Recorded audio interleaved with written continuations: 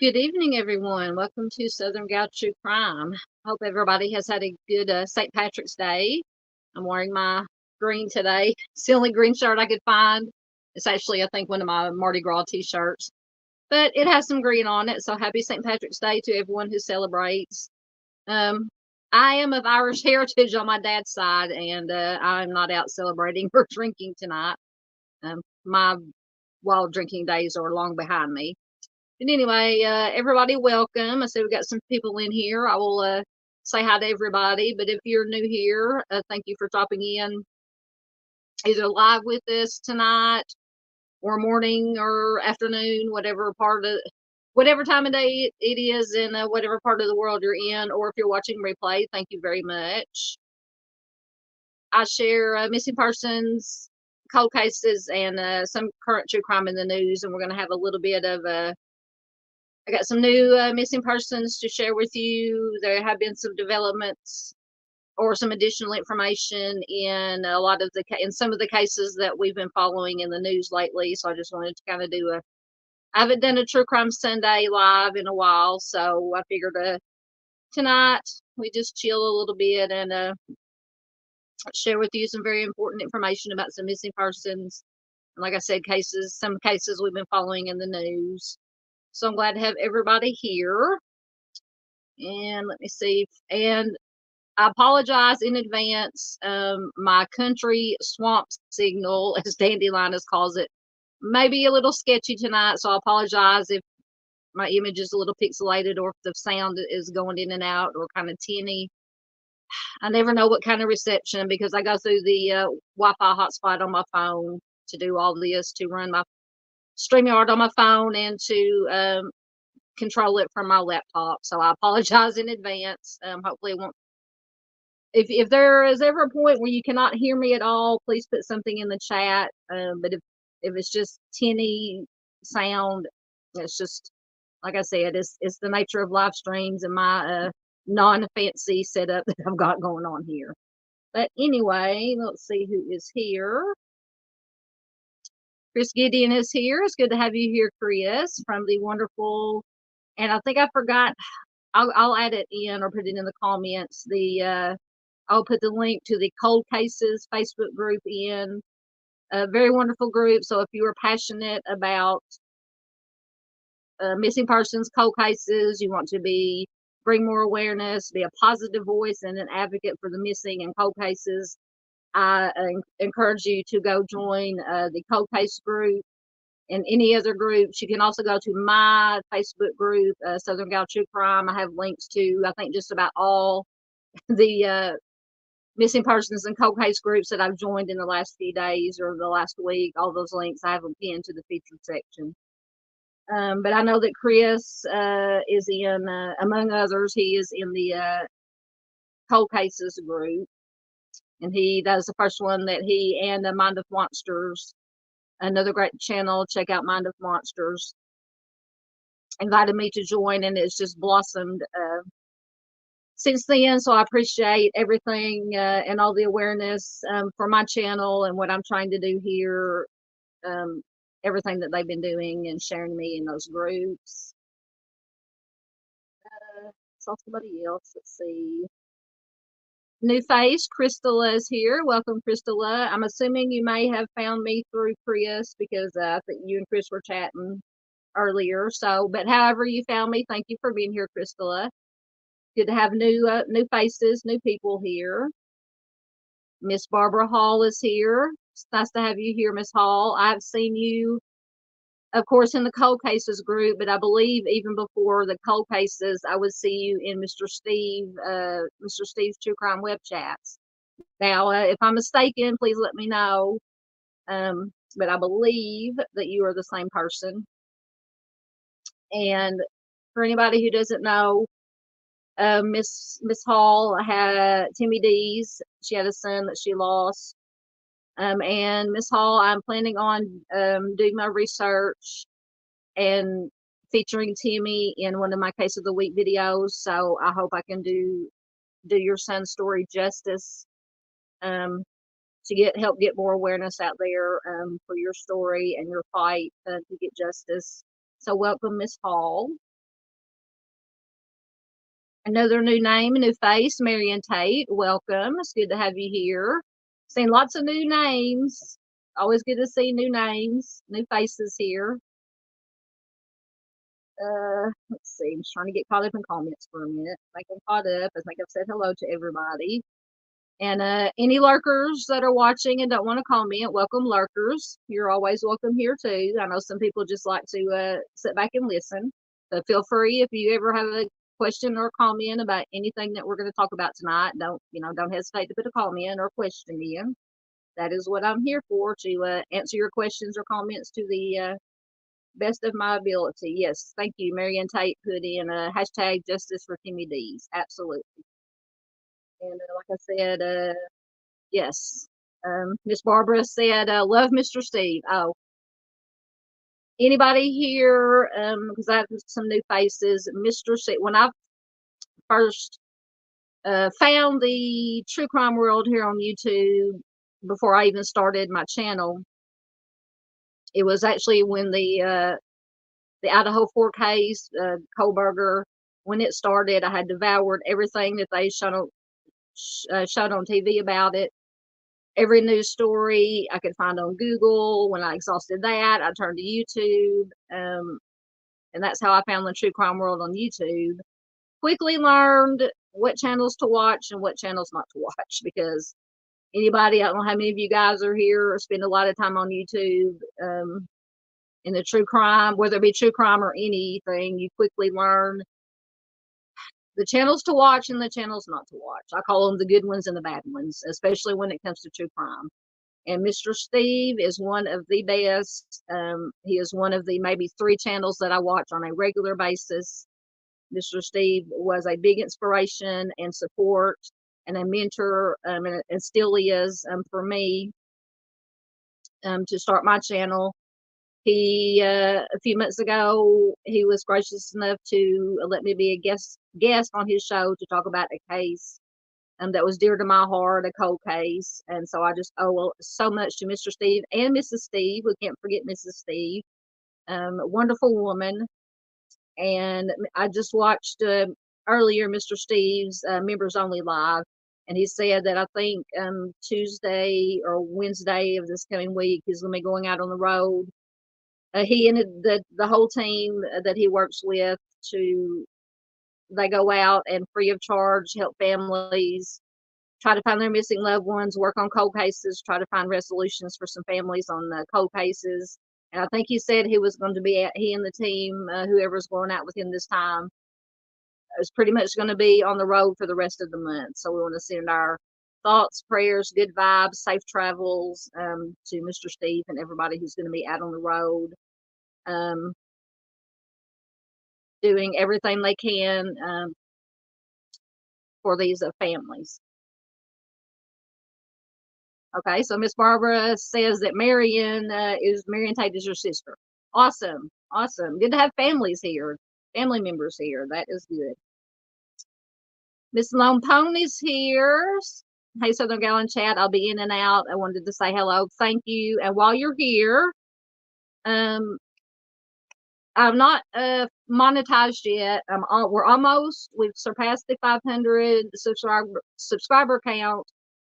We're almost, I believe, a little bit over the 2,600 of the 3,000 watch hours that I need to start accepting, to start doing memberships and accepting super chats and super stickers.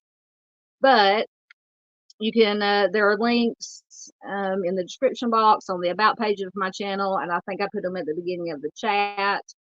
There are other ways you can donate until then if you wish to. Do not feel obligated by any means. But any donations are appreciated.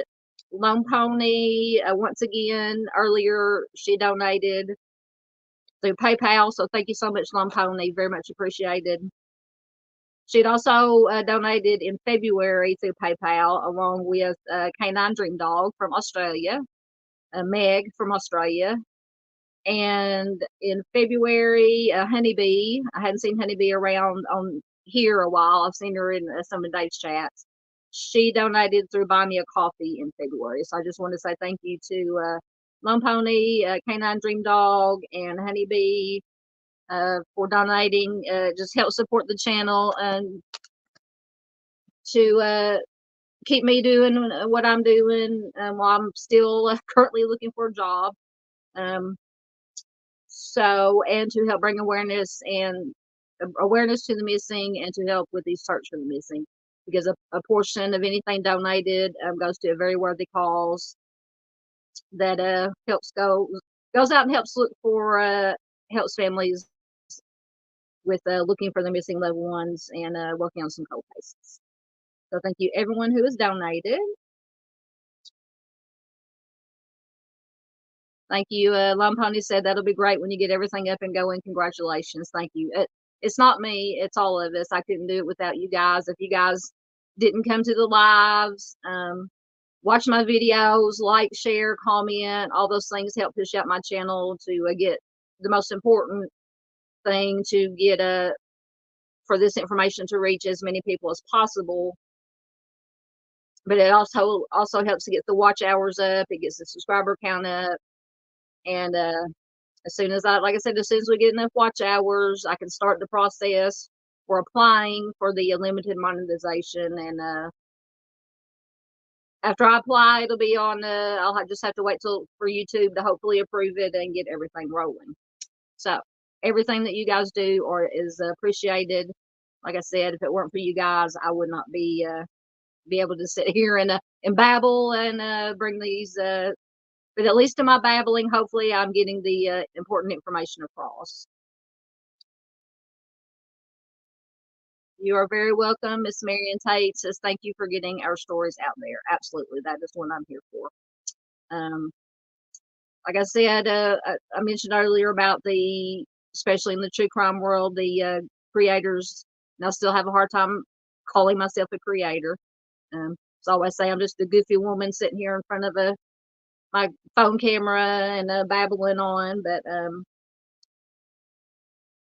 then I lost my train of thought. Anyway,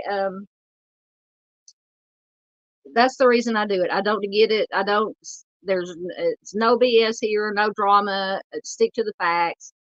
Get this information out about the missing persons and cold cases to the best of my ability.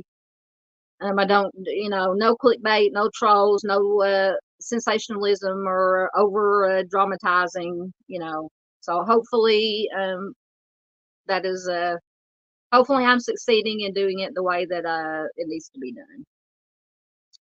Hello, Michelle C., one of my wonderful OGs and mods. Good to have you here, Michelle. Good to have everybody here. All right, so I think I'll just do a little bit of it. I'll save my shameless plugging for the end, but I will just in case there is anybody new here. If you haven't subscribed, please consider subscribing. Like I said, I share missing persons, cold cases, some true crime in the news. The missing persons and cold cases I do share are the ones that do not get the national attention or even the local attention that they need, that they deserve. So that is what my channel is all about. So if that sounds like your cup of tea, please subscribe. Once again, like, shares, comments, all those things help. YouTube pushes it out to as many people as possible. I'll get some of my shameless plugging out of the way. Like I said, you can find me on Facebook. I have a group and a page. And I think a lot of people, I know Chris and maybe some other people here have found me or have joined my Facebook group. I do post things in the group and on the page that I don't put here on YouTube, so you get some extra content, some links to some articles and some other stuff. If you ever have a question or comment, you can see if I can do this. There it is. You can email me at the email address there. I'll be happy to answer any questions or comments, or you can message me through my Facebook Messenger, or through the group. You can send me a message or just put a comment or a post in the group.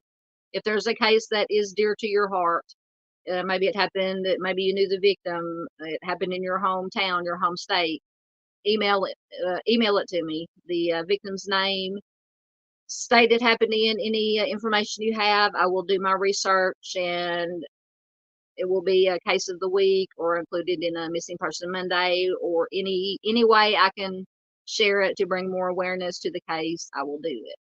Once again, that is what I'm here for. All right, I'll save the rest of my shameless plugging for the end. We'll get down to business. Make sure I'm caught up in comments. Get my slideshow going here. So we're going to talk about some missing persons, some new missing persons. Some are case of these missing persons are a few months old. That I want to bring to you, there was a development in the Raleigh Strain case. The young man who went missing from Nashville, had been on what they call Broadway, kind of like Bourbon Street in New Orleans or Beale Street in Memphis. Lots of bars and music and stuff. He had let me take my banner down, or I'll leave it up there for the whole show. There we go. And he apparently got kicked out of one of the bars there from, I think, Luke Bryan's bar. There was some breaking news, some new news that came out this afternoon about that. Plus, I have about a 4-minute video for anybody who's not familiar with this case that I will play. Gives a timeline and most of the video surveillance footage that he was captured on. Very, very sad story, as they all are, but we'll get into Riley. There has been some footage released in the last few days in the Sebastian Rogers case, showing some flashlights either in the yard or close to Sebastian's home. So I just have I think that's just about a 2-minute video clip. I'll show you that. Caleb Harris is one of the newer missing persons that I came across, probably through one of either the cold cases group or one of the other Facebook groups I'm in now. Little bit of information on Elijah Vu, some new places they're searching for that precious baby, and like I said, some missing persons. So we will see what we have first. This is one of the newer missing persons I found, and I'm apologize in advance for butchering this name. It is Emilshua Blair. She went missing from Corinth, Mississippi on March 11th of this year. I just found the only information I've been able to find on her is just one article. And basically, this is what you see on the screen is the only thing they included in the article. But, hey, we go with what we have. So the Corinth Police Department issued a missing person alert for a Mississippi woman and her child, who I believe is a 3-year-old son. So that just heightens the stakes even more. They have not been seen or heard from in days. And like I said, I even had to go dig deeper searching to find exactly what day they went missing. And the only date I could find was March 11th. So according to reports, Amishua was last seen, and her 3-year-old son were last seen on Monday, which would have been, I think, last Monday, whenever the 11th was, at around 3:45 p.m. when she left her mother's home on Buchanan Street with her 3-year-old son. Police say that she could be driving a black 2013 Kia Optima with a Mississippi personalized license plate reading Honey, Honeye. So if you have any information regarding this case, guys, we got to get this information out there, not just for the mom, but for the 3-year-old little baby that's with her. Hopefully they're safe and sound somewhere. Like I said, I checked once again on all these cases and missing persons today. Could not find any updates. But if you do have any information, please call the Corinth Police Department at 662-286-3377. And excuse me if I lean in sometimes because I'm reading this off my phone right now. And even with my glasses, my old eyes fail me sometimes. All right. Next, we have Isaiah Cramer.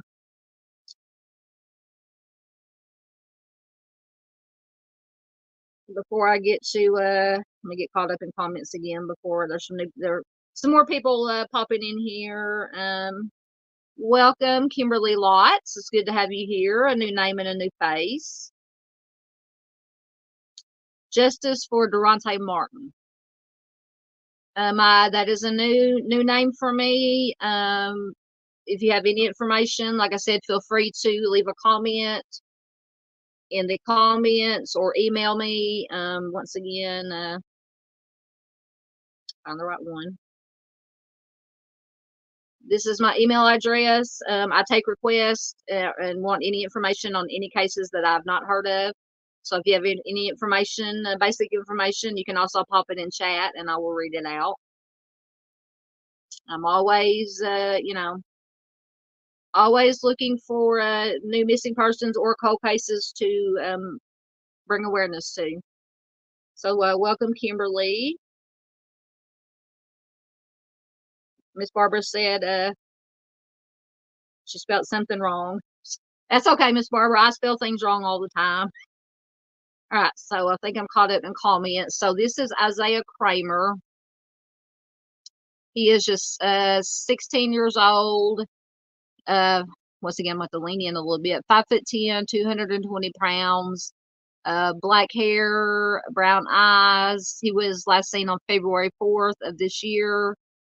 And I believe this is from Wisconsin, I want to say. He was last seen on the evening of February 4th around let's say, I was going to try to read it off my computer screen, but it's even worse. Around Maple Avenue and Center Drive in the village of Vernon. He does require medication that he does not have with him. He is a light-skinned black male. And apparently there is a $2,000 reward for credible information that leads to bringing Isaiah home. I do have an article with some additional information. Let me find it and bring it up so I can read it. Make sure I've got so many bookmarks on my computer that there it is. I think I got the right one.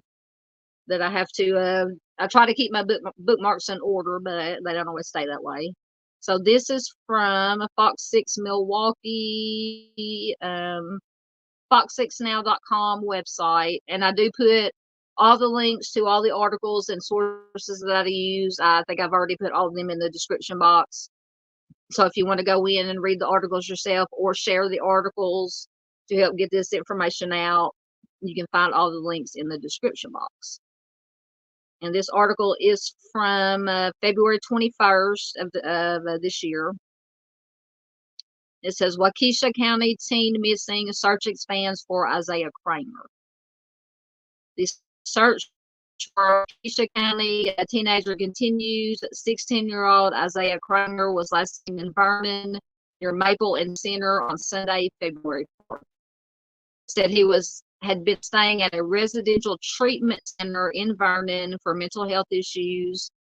Apparently, he walked away from the facility. He is described as being 5'8" tall, 200 pounds.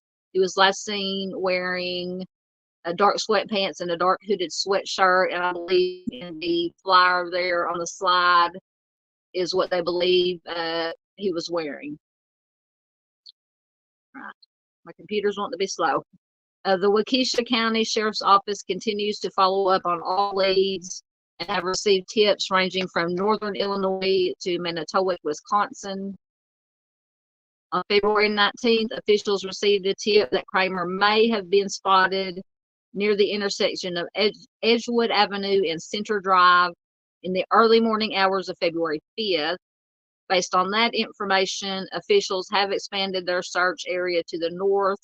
They've utilized personnel, drones, canines, basically everything they have at their disposal. The Cramer family is offering a $2,000 reward for information that leads to Isaiah coming home. Anyone with information on Isaiah's case or whereabouts is urged to call the Waukesha County Sheriff's Department at 262-446-5090.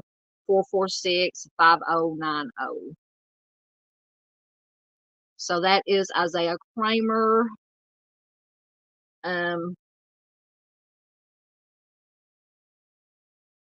One of, like I said, I think I found this probably, I don't know if I came across it because I always get on the Google machine, as Mr. Steve calls it, to research and look for any new missing persons that have popped up to include in my videos or live streams. Let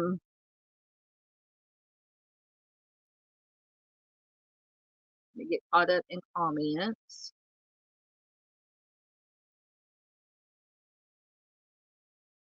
Chris says oh, never mind, you're talking to Miss Barbara.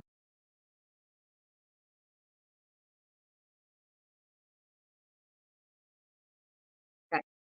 I don't know what that guy, I thought you were talking to me. I just saw Kimberly, which is my first name.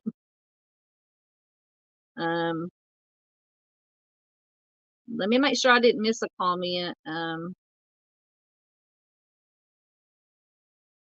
Oh wait, hold on, let me go back down. I missed a lot of comments apparently.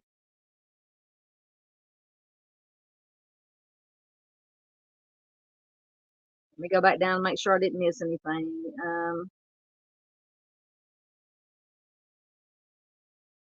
One second, guys.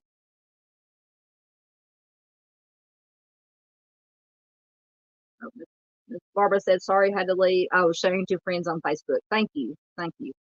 Yes, any sharing you can do of any of these cases is very much appreciated. Yes. Okay. Kimberly Lott said it was her first time here. Awesome. Thank you, Kimberly. We're glad to have you here. Yeah, Michelle C is in Texas.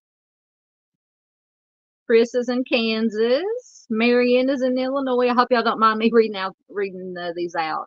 Yeah, if you ever have any, because I know within, while I'm doing the live streams, you guys chat amongst yourselves, and that's fine. But if there's ever anything, because sometimes I'll just go in and I read the comments before I put them on the screen. But if there's anything, if you're having a chat within the chat with another chatter, and you don't want it read on the screen, just maybe put like an asterisk or something to bring like one of the danger signs or something. That way, I won't put it up on the screen. Marion is in Illinois. Yeah, Michelle C says we are from all over. I see. That's awesome to me.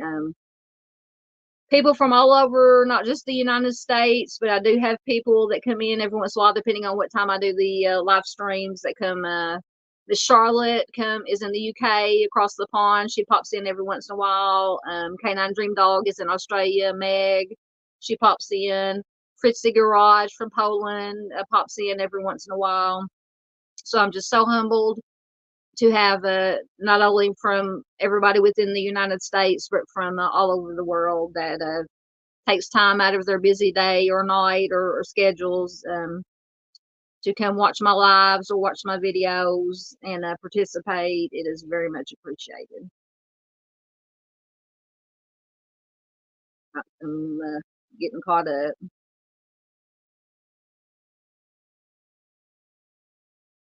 So Chris, just let me know, because I know you asked Miss Barbara, but you said, is Kimberly's case one we can discuss tomorrow?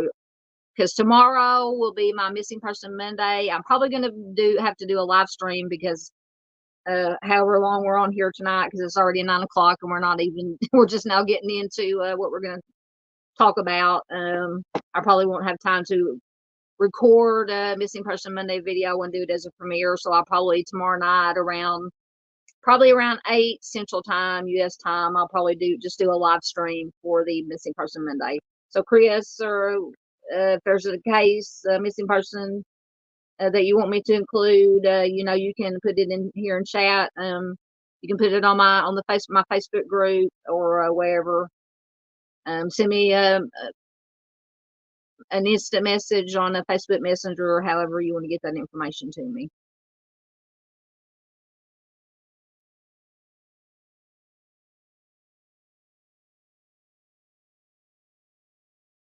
Kimberly says there's lots of information. Google his name. You're talking about Durante Martin? Yes, I will do that. I will. Hold on. I'm going to write it down right now on my piece of paper so I won't forget. Make sure I'm getting the spelling. Let me find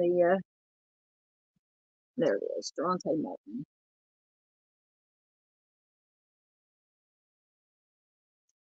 Do you know what state is it from? That kind of helps me, because sometimes there are a lot of names that are the same, and I just want to make sure I'm getting the right Durante Martin. So if you can just tell me at least what state it's from, I will do my research, and I will do what I can. I will do what I can to feature. Once again, I should have put my hair back because I'm going to be getting in my face. But anyway, all right.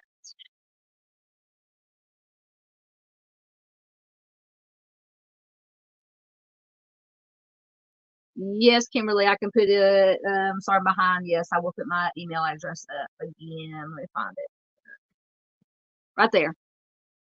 WildIrishRose71@gmail.com. Like I said earlier, I'm Irish and I'm not even out of Irish heritage on my dad's side.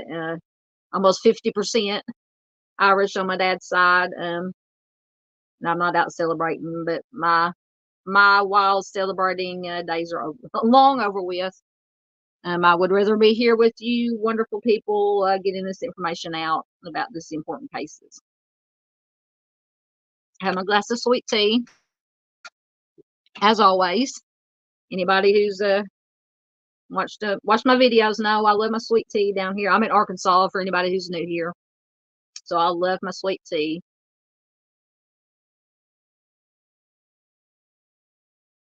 All right, I'm gonna take that down, but if anybody needs it again, just holler at me in the chat and I'll put it up again.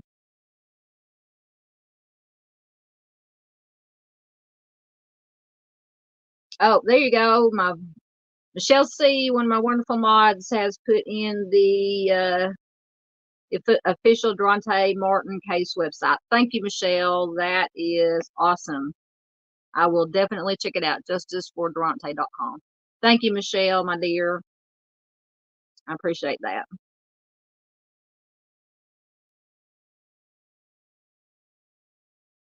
So Missouri, Frederickstown, Missouri, for the Durante case. Excellent. Benton, Missouri. So from Missouri. Okay. Yeah, Michelle C is putting in my donation links again. Thank you, Michelle.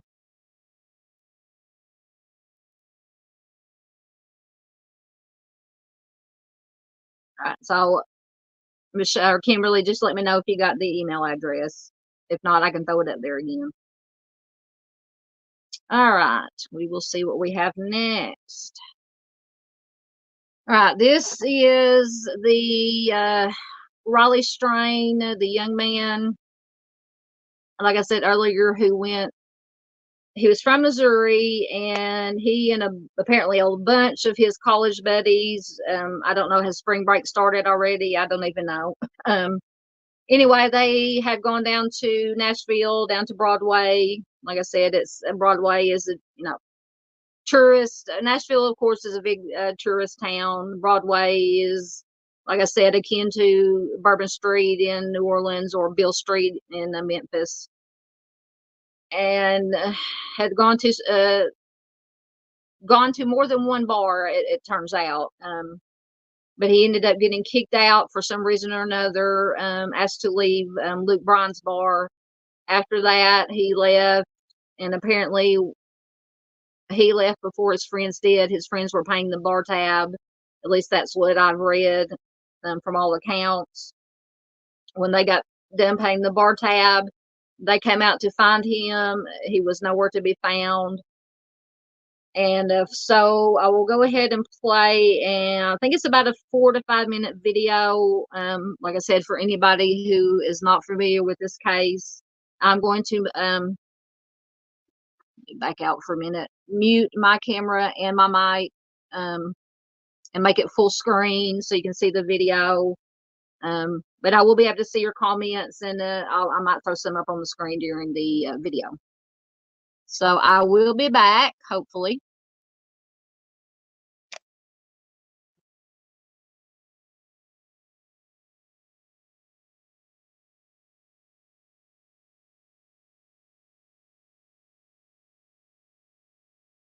Today marks a week since a University of Missouri student went missing in Nashville. Thanks for joining us tonight. I'm Tracy Cornett. And I'm Marius Payton. There's a long list of unanswered questions in this case. So tonight, our Sharon Dankworth spoke with his parents to break down everything we know so far about the night Riley disappeared. Their night started out right here at the Temple Hotel. Riley and a few of his fraternity brothers were heading out towards Broadway, but now his family is laying out their path from the moment the boys left these doors to Riley's disappearance. They said, have fun, be careful, I love you. I love you, and that's the last I heard. It's a heartbreaking end to a Friday night. Michelle Whitehead says she wishes she could change. The night her 22-year-old son, Riley Strain, went missing. And here's what Riley's family says happened. When they left Tempo, they went down to, I believe, Miranda Lambert's bar first. Spent probably about an hour and 15 minutes or so, maybe a little longer there. This was around 7:30 to 8 o'clock. Riley's stepfather, Chris Whitehead, says the group of boys went from Miranda Lambert's to Garth Brooks's bar. Then they called Michelle. He FaceTimed me. And after that FaceTime, Riley's father, Ryan Gilbert, says the boys came here to Luke's 32 bridge. We know he was asked to leave at about 9:45. Riley was put out the bar, and by the time his friend was able to leave the bar, Riley wasn't any longer on the sidewalk. Apparently, he had started up 3rd Street. He told his friends he was heading back to their hotel, but instead, a surveillance camera from an escape room on 3rd Avenue North caught this video of him walking by. That's when he got across the parking lot, when you can see him in the video go down. It's pretty disturbing. Other nearby cameras caught these. You see Riley turning onto Church Street and then stumble onto Gay Street. He made it, as far as we know, basically to the James Robertson Bridge, and that's at the critical time where what I call it when things went dark. What we don't know or have video of is where he went after this last Life 360 ping near the James Robertson Parkway Bridge at 9:53 p.m. We would like to see a little bit right before the parking lot to kind of know what was happening before the parking lot. And then we'd also like to know what happened after he crossed down onto Gay Street, because there's such a void that we haven't seen. There's something there that's going to fill some gaps. Our whole heart is out there somewhere, and we need to find him. Please help. Riley's family is asking everyone to check their cameras and call the police department if they see anything. In Nashville, Sharon Dankwa, WSMV 4. Metro Police is not releasing more security video of Riley because they claim it's not in the public's interest to see him stumbling around town before he vanished. The Tennessee ABC is investigating to see if Luke Bryan's bar overserved Riley and broke state law, but the bar says Riley only had one alcoholic drink and 2 waters while he was there. Metro Police say no foul play is suspected, and they are treating this as a missing persons case. A wallet, a cell phone, something to that effect, but so far we haven't found anything like that at all. We have to scrutinize that information. Every tip that we get, we look at. The Office of Emergency Management says boats will be back out on the water tomorrow using sonar. Authorities are not the only ones searching for Riley, and many throughout the Nashville area and even farther out are looking for the 22-year-old. One family told us they drove down from Franklin, Kentucky to help in the search. Some even said if the roles were reversed, they would want others to do the same. Of course, we'll continue to bring you updates until Riley Strain is found.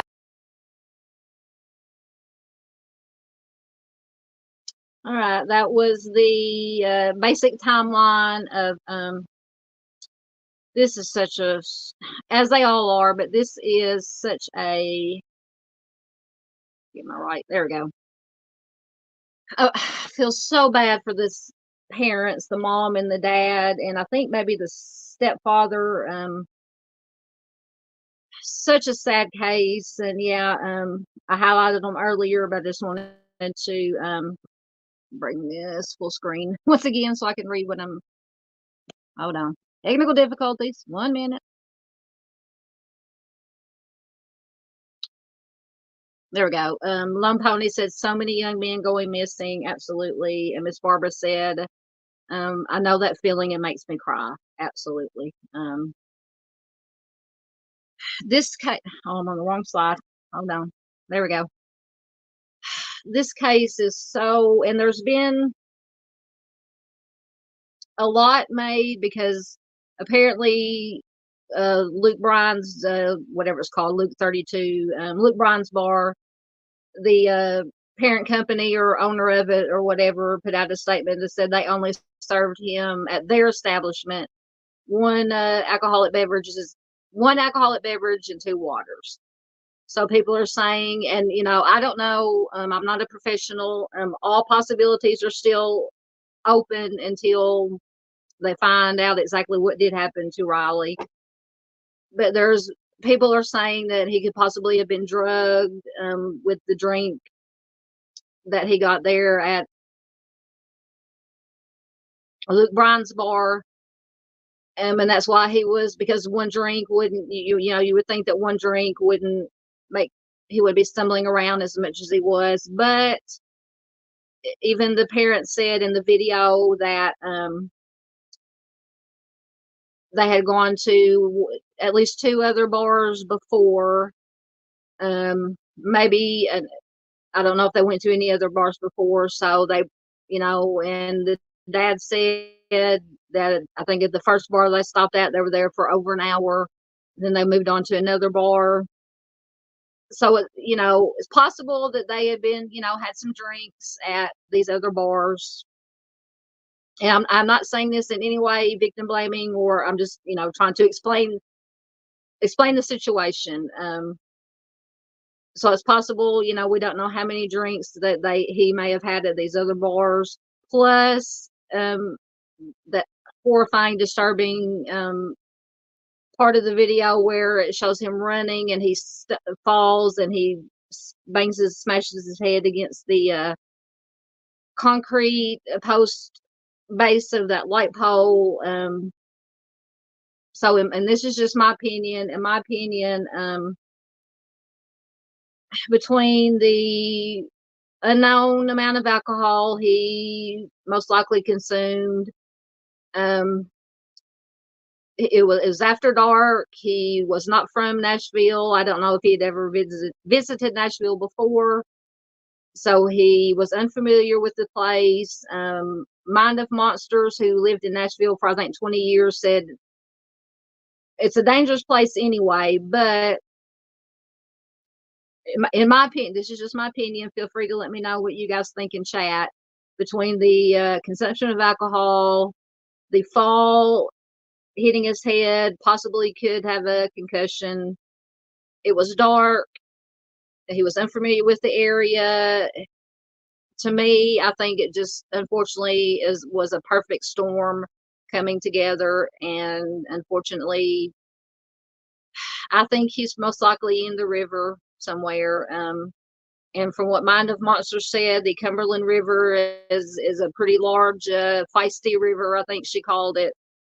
And they did find, I'm going to get to the article, they did find what they call a bank card, maybe a debit card of his down by the riverbank in the last known location, or close to the last known location where his phone last pinged at, between those two bridges. And if you want a better explanation of this than I'm giving right now, Chris at the Mob Crew, either I watched it last night, but either yesterday or the day before, has done several excellent videos laying out the timeline, all the video footage. He's got map time, so please go check out the Mob Crew, Chris's videos that he's done on this case. But yeah, I think, like I said, in my opinion, like I said, please let me know in chat or in comments if you're watching on replay. Unfortunately, just a perfect, horrible storm of a bunch of things coming together, and I think he's most likely in that river somewhere. Now, I don't know for sure. This is just my opinion. But from all the information that we have been given, that we have knowledge of, that's been released publicly. Now, that doesn't mean that other information might not, might come to light that will say it is foul play or something happened to him. But at this point, I'm going with the, unfortunate series of situations. Speaking of Mr. Steve is here. Hello, Mr. Steve from True Crime Web. We were just talking about you earlier. Were your ears burning, sir? It's always good it's always an honor to have Mr. Steve here. Always good to have Mr. Steve in the house. Always an honor. Oh no, Miss Barbara says, I got drugged one time drinking one beer. Yeah, and I'm not saying he could very well have been drugged, like I said, until they find any other, and they may have information that they have not released to the public. So we're just, I'm going off of everything that has been released publicly. Can't talk publicly, and like I said, just from what I've seen publicly and reading articles and watching the surveillance video, it's just regardless of what they ultimately find out has happened to him, horrible, sad situation. I feel so bad. Thoughts, prayers, and good vibes as always going out to Riley's friends and family. I get caught up in comments and then I'll read the article. I do have an article about them finding his bank card or debit card or credit card, whatever it was. Yep, everybody's saying hello to Mr. Steve. Everybody loves Mr. Steve and Mrs. Steve. And I said earlier, I caught about the last half of Mr. Steve's Members Only Live tonight. So I'll have to go back after this, after I get done here tonight, and watch the first of it. But Mr. Steve is getting ready. He said he was getting ready to go out on the road with he and the team, whoever's going out with them. So just send thoughts, prayers, good vibes, and safe travels to Mr. Steve, because I think he said he's going to be out on the road, he and whoever's going out with him, for most of the rest of this month. So safe travels, Mr. Steve. Get some rest when you can. Yeah, Mr. Steve says he doing well, packing and prepping for his next trip. Absolutely, sir. Go out and do, as I think I said earlier in your live chat, in your live stream, keep fighting the good fight. You and whoever else goes out with you behind the scenes.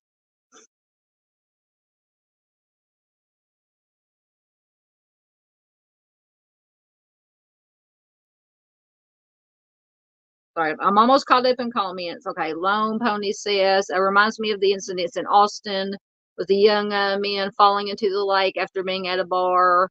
Like 8 of them in the same area, same circumstances over the years. Yeah, anytime, and once again, this is just my opinion, anytime that you have not only young people, anybody, anytime you have bars that are close to whether it be a lake or a river or any kind of body of water, alcohol and water are not a good combination. I'm just, that's just the simplest way I can put it. And unfortunately, I think a lot of these cases, and I'm not saying all, some could be foul play or something, but a lot of them I would attribute to, like I said, the combination of alcohol and water. It's just not a good combination, especially because usually when people are at bars, just going back to my younger, wilder days when I did go to bars and clubs, it's usually after dark when you're leaving or sometimes when you're getting there. But, usually after dark when you're leaving, most certainly. And if you're not familiar with this with wherever you're at, or even if you are familiar, if you've had enough to drink, you could easily get disoriented. It's dark. Like I said, nothing against drinking. Like I said, I did my fair share in my wild days, and I'll have a drink every once in a while now. But yeah, just bodies of water and alcohol don't mix at all.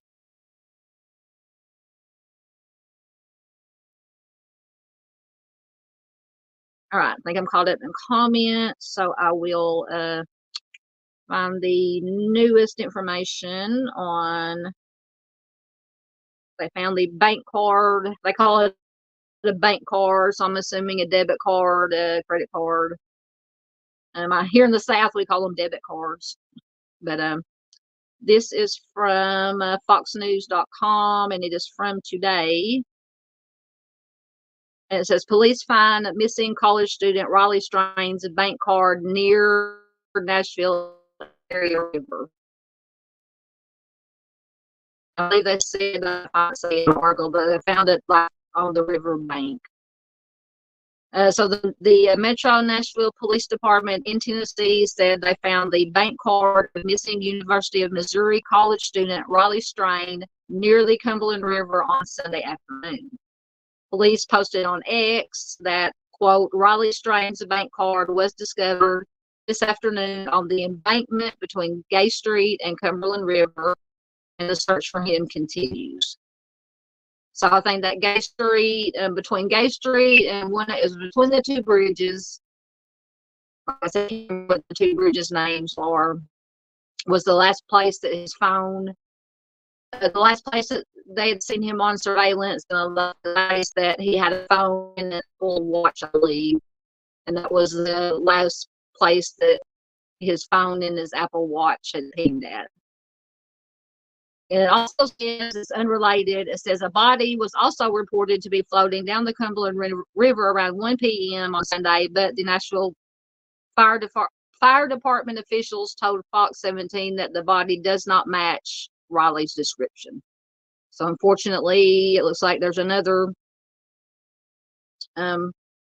victim, whether it was drowning or, I'll have to keep my eye on this to see if they release any information about that body they found. Thoughts, prayers to that family of whoever that victim is.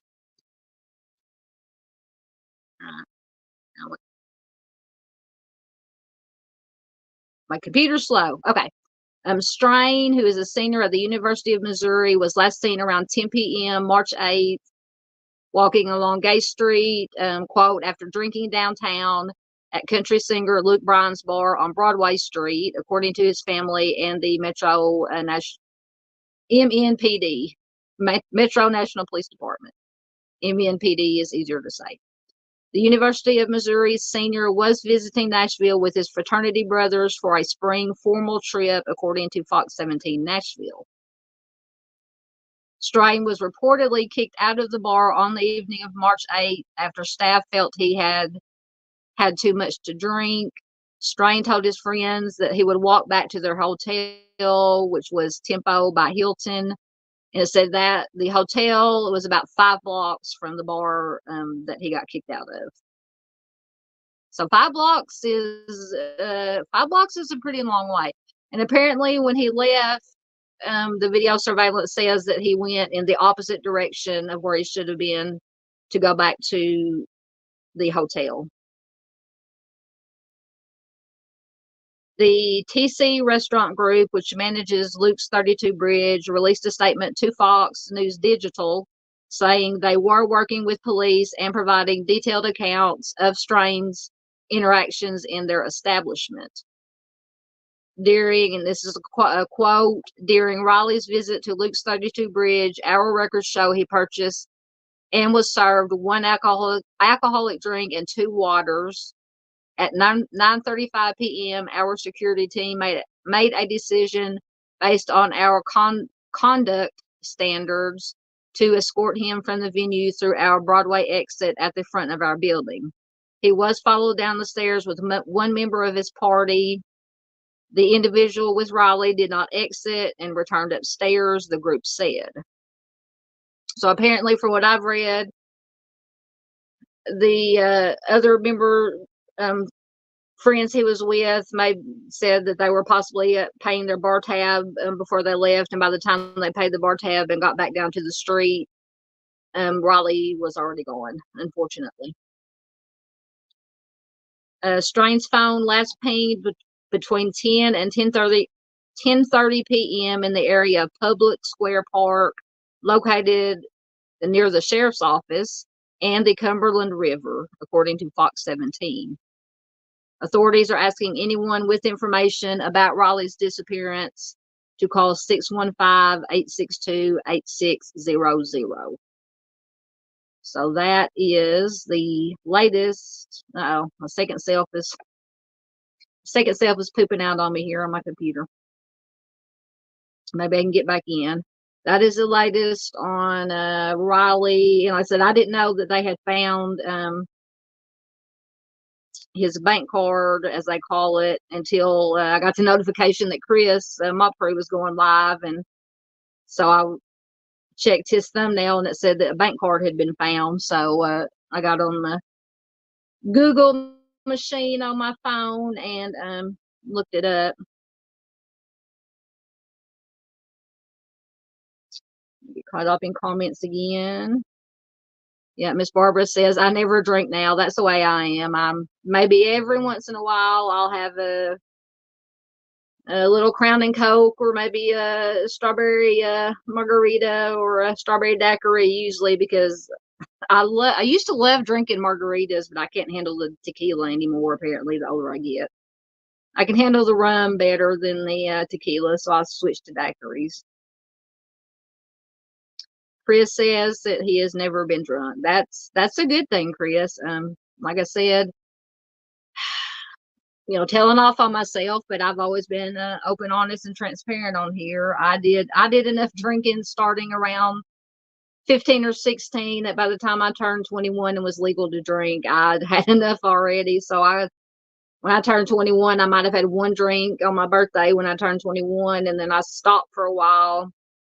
Then around my mid-20s to maybe from my mid-20s to mid-30s, I did a little bit, started drinking some again. But by the time I turned 40, I was like, nope, I'm done, except maybe 1 drink on my birthday and a drink or 2 maybe on New Year's Eve. And I haven't even been doing that lately. But yeah, drinking's not all it's cracked up to be. I can tell you that. At least the older you get, it's not. Yes, Chris, I've heard of those. Chris said, I think you should consider doing the mysterious deaths in Lady Bird Lake, Texas. Actually, Mr. Steve has done, when they started talking about that, Mr. Steve, I don't know if he's still here or if he's packing in bed yet. Mr. Steve did some videos talking about the Lady Bird Lake. So definitely go check out True Crime Web. You can find the link along with my other friend links, other channels in the homepage of my channel. Scroll all the way down to where it says, please visit our friends below. You can find all the links there. But yeah, Mr. Steve did. But I I might have to research it some more and maybe do a video on it. Absolutely, Chris.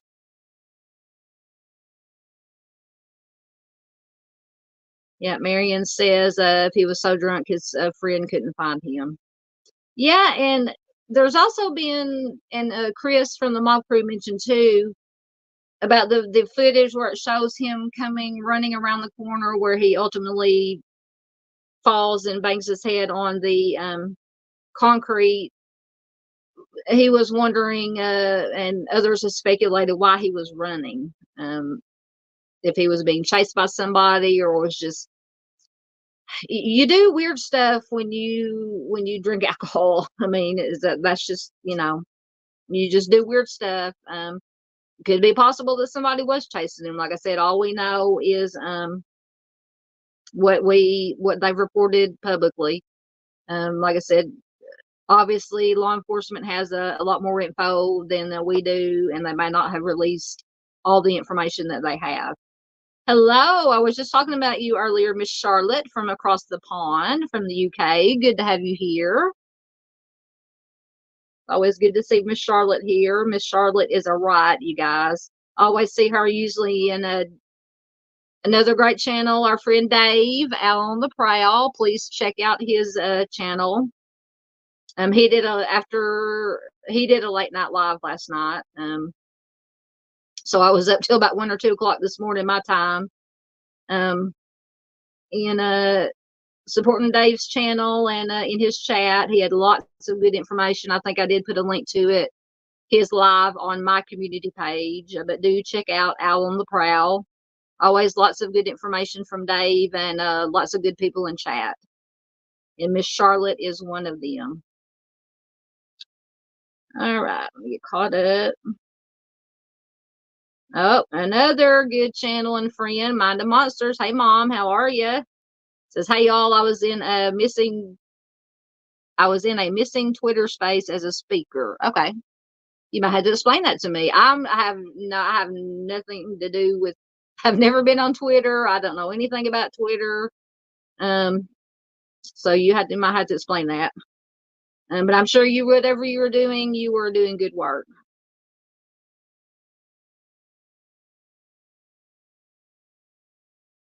Nope. Yeah, we can always count on Mr. Steve with anybody new here. Mr. Steve is former law enforcement. He did everything in law enforcement that you can do, from road patrol all the way up to detective, sniper, SWAT. He was a state certified CSI tech. So Mr. Steve knows what he is talking about. So Mr. Steve says separation of bank card is a strange act. Yes. Law enforcement will determine normal carry and method of payment at bar opens possibilities. Yeah, I hadn't thought about that. Why would, unless it just happened to fall out of his pocket, but that, I mean, men usually have a wallet or something that, they put. So yeah, I didn't think about that. See, that's why I love having Mr. Steve here with his expert knowledge. I hadn't thought about how or why his bank card would have not been on his person. So thank you, Mr. Steve. I knew there's a reason I kept you around here. No, I have all the utmost respect and admiration and for Mr. Steve and Mrs. Steve. You haven't thrown her off the boat yet, have you, Mr. Steve? Yeah, so that is a question. Yeah, how did his bank card get separated from his body, from his person?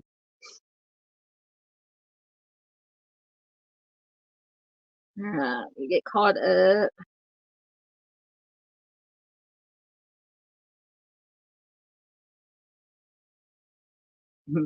Charlotte said that she missed the last late night with Dave. Puppies were trying. Oh yeah. Oh yes, Miss Charlotte is always out on the beach, playing with the puppies. I so want to be out on the beach right now playing with puppies. That sounds wonderful. Not that, of course I want to be here doing this, trying to get all this important information to you guys, but on the beach playing with puppies sounds divine right now.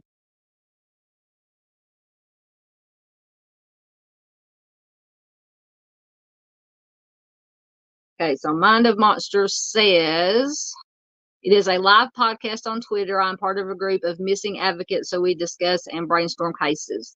Awesome. If I was on Twitter, I would ask to join. But like I said, I've never had Twitter. I would not even know how to use it. I've never been on TikTok.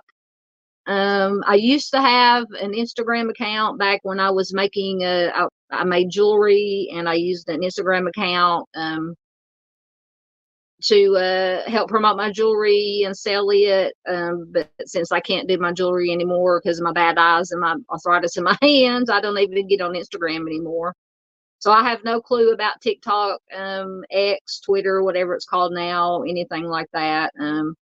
I have Facebook, my personal Facebook page to keep up with family, and then my Southern Gal True Crime alternate Facebook page where I run my group and through that. And then I have my YouTube channel now. So, and if I'm not on here talking about true crime on YouTube, I'm watching either puppy and kitty videos or 80s hairband videos. So I have a very exciting life, you guys.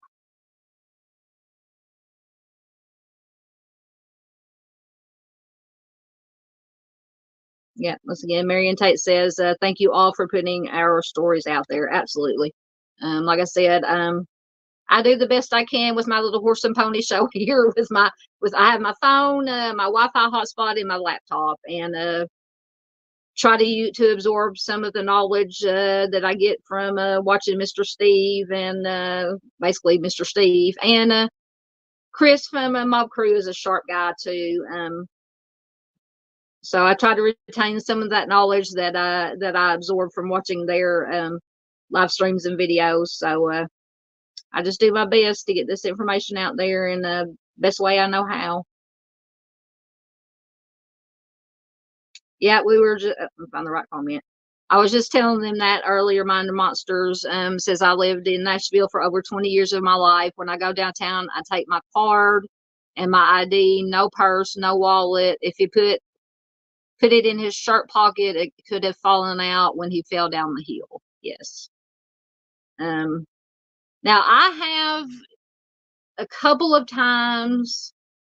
Well, one time I've been through Nashville before, but the only times I've ever spent any amount of time in Nashville, me and my mom and my aunt, there's here in Arkansas, there's a Little Rock, it's called Little Rock Tours, and they run coaches, but buses. They go anywhere in the United States. They do cruises. The first time I actually stayed in Nashville that I can remember is we went to the Gaylord Resort and Hotel during Christmas.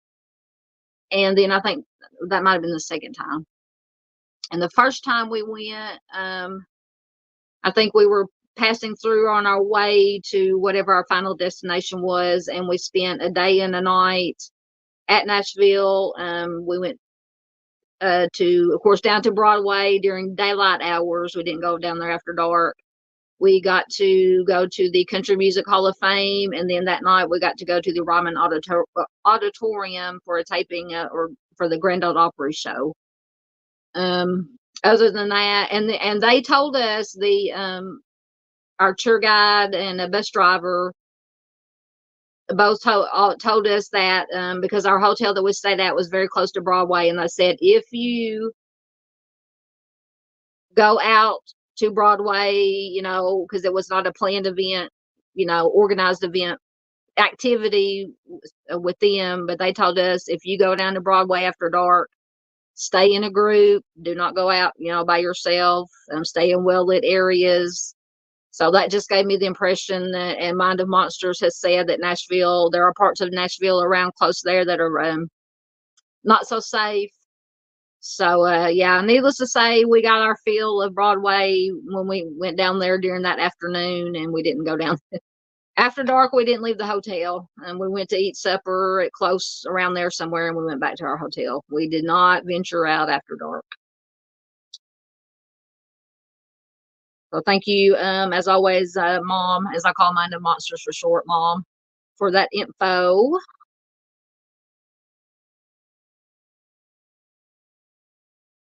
And Miss Barbara says, please look at Fredericktown, Missouri. Is it a specific case or just, I will look at any case or anything you want me to look at. I still have my, I can figure out what I did with my pen. Sorry, once again, I should have put my hair back. It's in my eyes. If it's a specific case or a group of cases in Fredericktown, Missouri that you want me to look at, I will most definitely look at it, Miss Barbara. What did I do with my pen? Oh, there it is. I found it.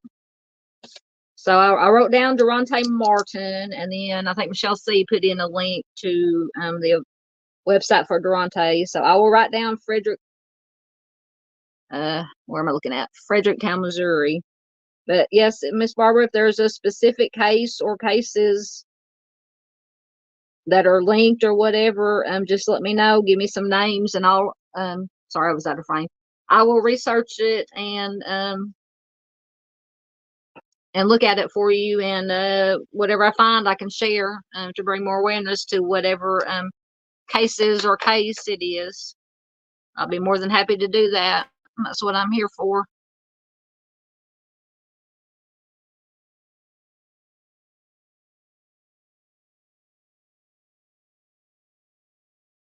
Mom says there is an article about him getting caught by a tree.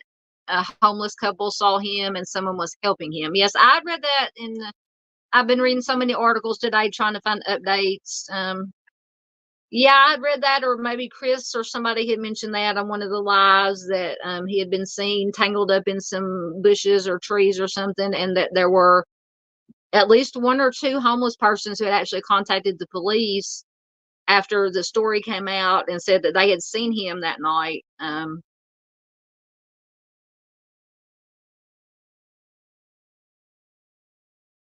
Sorry, Miss Barbara was answering me. So yeah, I mean, like I said, we won't know for sure until and unless police really, find out what happened. They'll get there. It may not be as fast as we want it to, but these things take time. These investigations, and like I said, it's still open to all possibilities. Either accidental, foul play, robbery gone wrong. Anything is possible.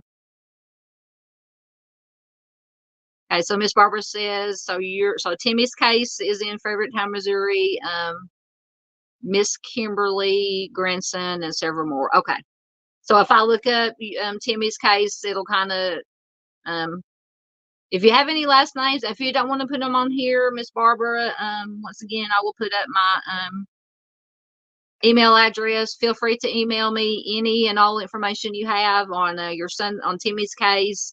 Any of these other cases, Fredericktown, anything you got, I'll take it and I will research it. And I will do my best to come up with the best information I can to share.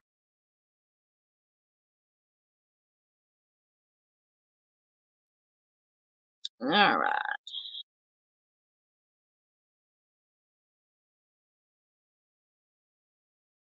Yes, Marion says justice for all. Absolutely. Absolutely. You see my hashtag up there, never forget. All right, I think I'm caught up in comments now, so we will see what we have next. This is another horrible, horrible case, but at least the suspect, the alleged, as I have to say here on YouTube because he's not been convicted, alleged offender of this horrible case. Let me find the article.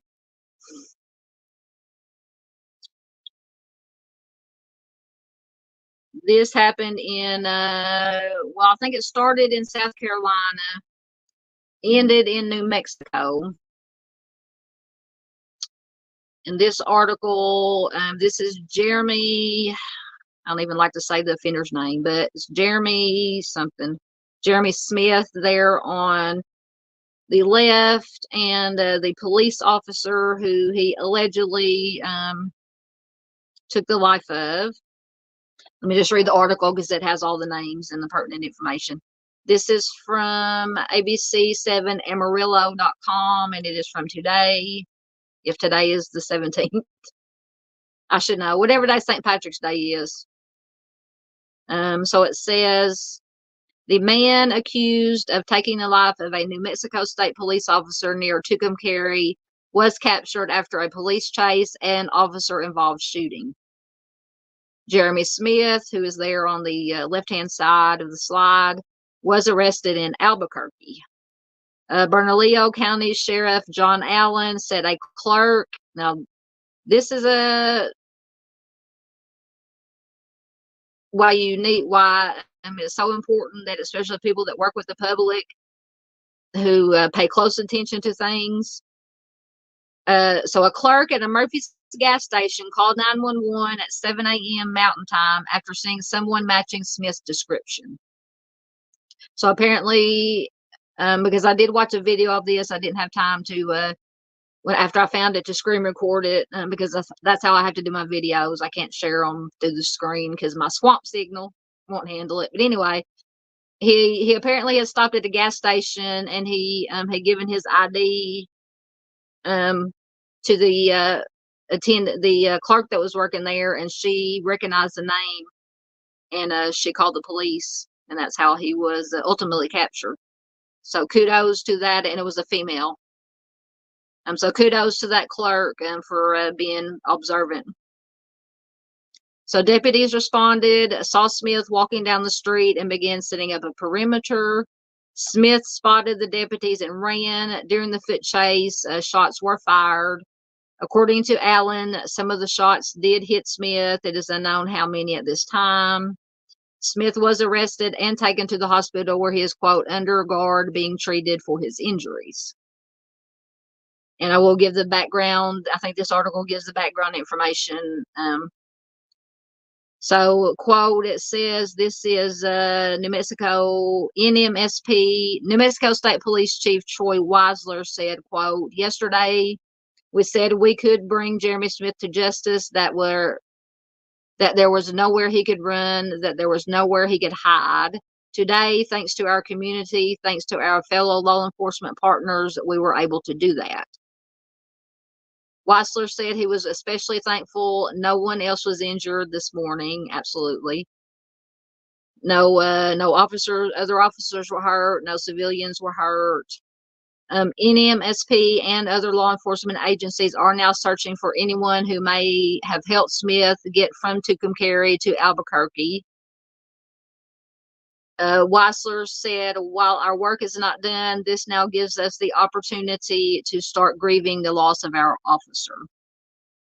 And the officer that got killed there, that Smith allegedly, I had to say allegedly, took the life of, is the picture there on the right. And his name is Officer Justin Hare. So Smith is accused of taking the life of Officer Justin Hare on Friday morning near Tucumcari. NMSP says Smith had a flat tire, and this just makes it so much more sadder. Sadder, is that right? So much more sad. Trying to use proper English. New Mexico State Police said Smith had a flat tire at milepost 318. He was trying to flag down other motorists.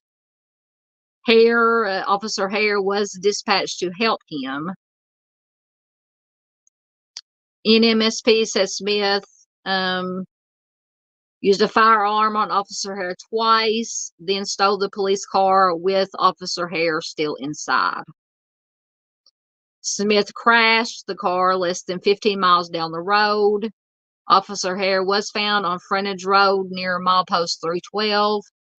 He was rushed to Trigg Memorial Hospital in Tucumcari, and he passed away, unfortunately, at 7:21 a.m. On Saturday, Chief Troy Weisler said law enforcement tracked what was believed to be Smith's trail for, quote, quite some time, but lost it when the trail returned back to the interstate. He said that it's possible that Smith had got a ride with somebody at that point. Weisler said Smith had ties to the Albuquerque area. When he had the flat tire, Smith was driving a BMW owned by a South Carolina paramedic. So this is how it ties back to South Carolina. Phoenicia Machado 4 was reported missing Thursday in Marion County, South Carolina. Her body was found around 6:15 p.m. Friday. Smith is a person of interest in her case. No, there's that was the end of it. So horrible case. Allegedly, this Smith character has taken the lives of possibly taken the life of the EMT. This lady in South Carolina stole her car. Was making his way to New Mexico. He had a flat tire. Officer Hare had to stop to help, and unfortunately, awful things happened. It's just so horrifying, so heartbreaking.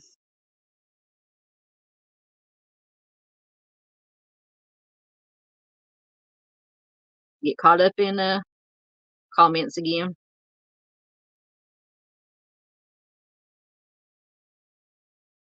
And Miss Barbara says it is all on justice hashtag justice for Timmy Dees. Excellent. I will check it out.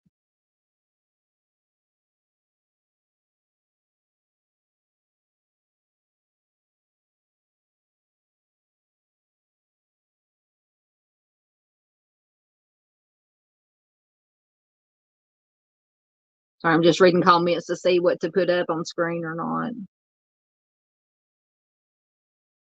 Mind the Monster says, talking about having not having vacation time off from work and working in the background with the private investigator. That's awesome. You guys that can have the ability and the means to go out there and out in the boots on the ground and do the fight the good fight. You got my thoughts, prayers, and good vibes as always.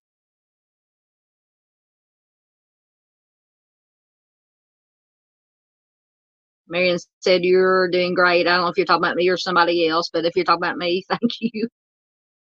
Yes, Miss Barbara says, so sad. Prayers for the family. Absolutely.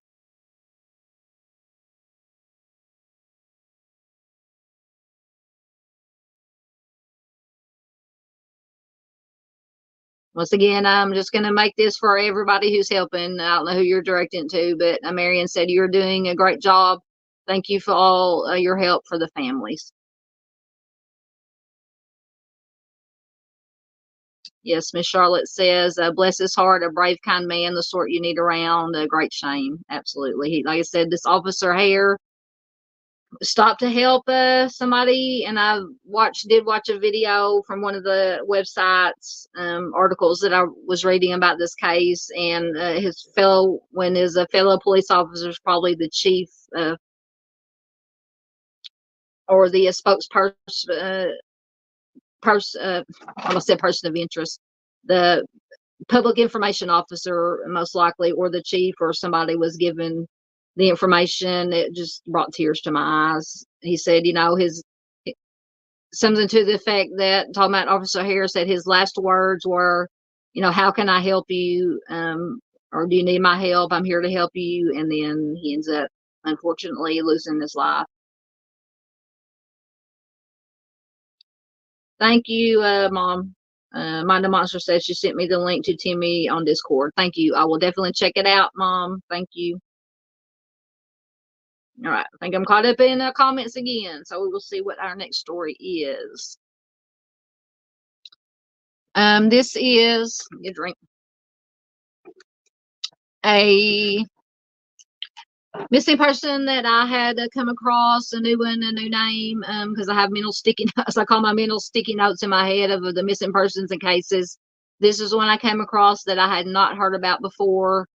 I do have an article. I'm going to try to read the basic information from this slide off my phone, so forgive me for leaning into the camera. This is Caleb Harris. He is 21 years old, brown hair, brown eyes, 5'11", 160 or 80 pounds. The Corpus Christi, Texas Police Department is requesting the public assistance in locating 21-year-old male Caleb Harris. According to a Snapchat ping, Caleb was last seen at approximately 2:45 a.m. on Monday, March 4th, near his apartment complex, the Cottages, which is in the 1900 block of Ennis Jocelyn Road, near the campus of Texas A&M.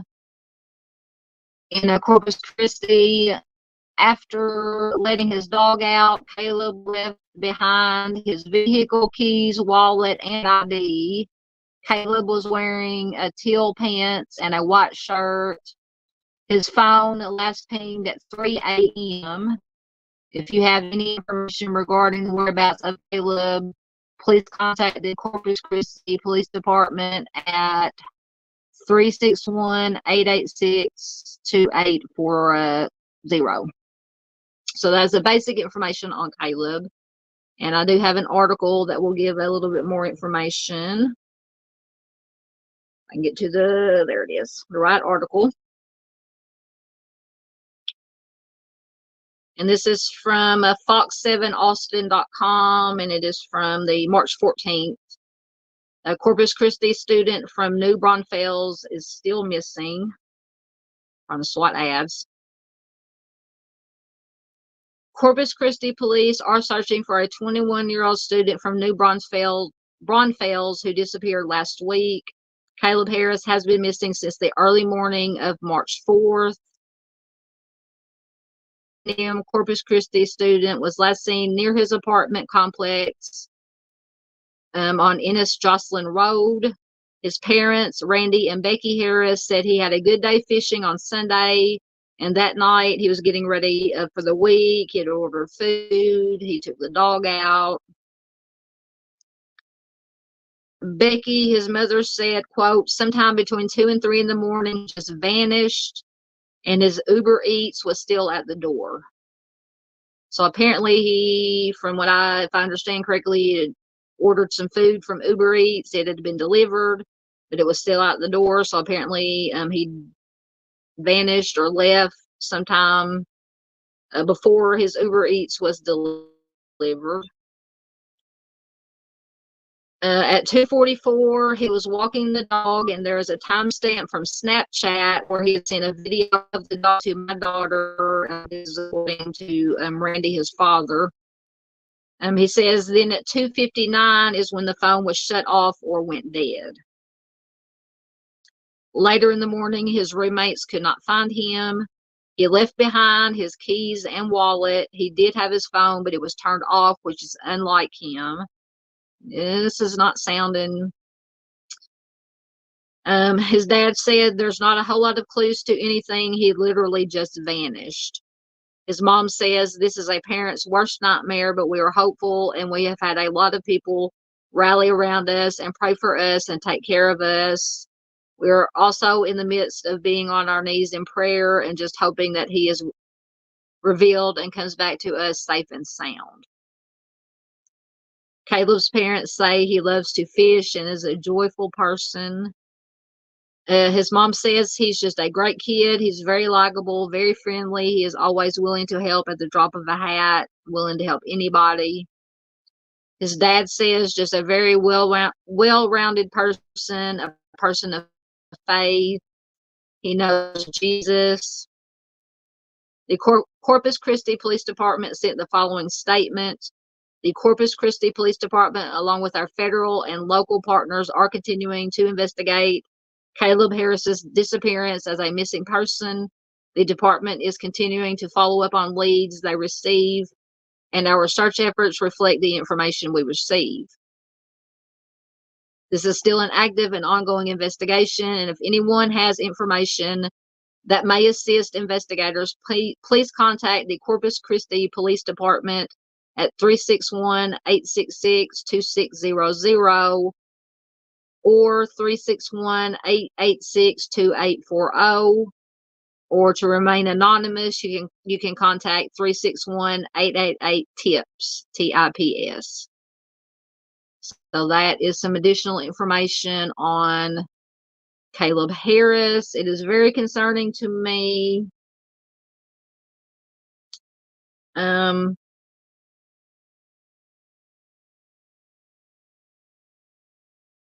And Lone Pony, earlier when she made her gracious donation, had thanked me for covering this specific case. So if I remember correctly, you're in the Texas area, and this case is from Texas. Very disturbing to me. He left behind the fact that he left behind his wallet, ID, keys. He took his phone. I don't want to make speculations, but either he left of his own accord. In this one article that I read from, it did not say if he had any issues in his life, such as depression, anxiety, anything that may have led to self-harm, or if he just wanted to, for some reason, leave of his own accord, or it could have been he went out of the house for some reason and was abducted. I mean, this is a very, very disturbing, of course, and mysterious.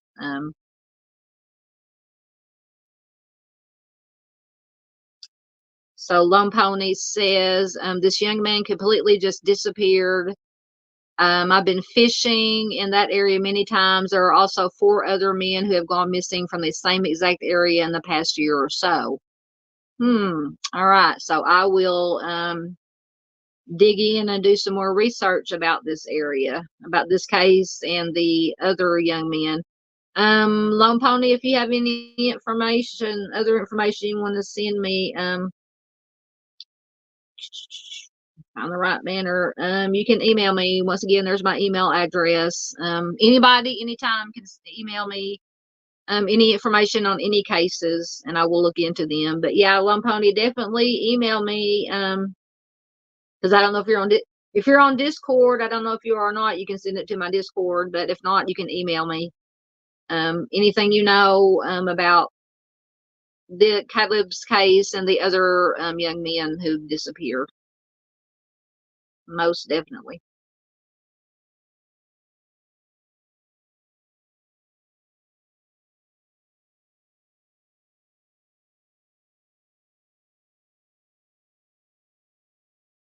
Sorry, my comments are jumping on me.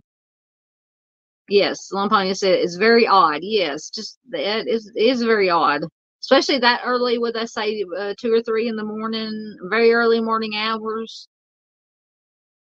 Very odd. And he did not pick up, or said his Uber Eats food was still at the door or on the porch or wherever. So apparently, whatever happened to him, he had left, or whatever happened.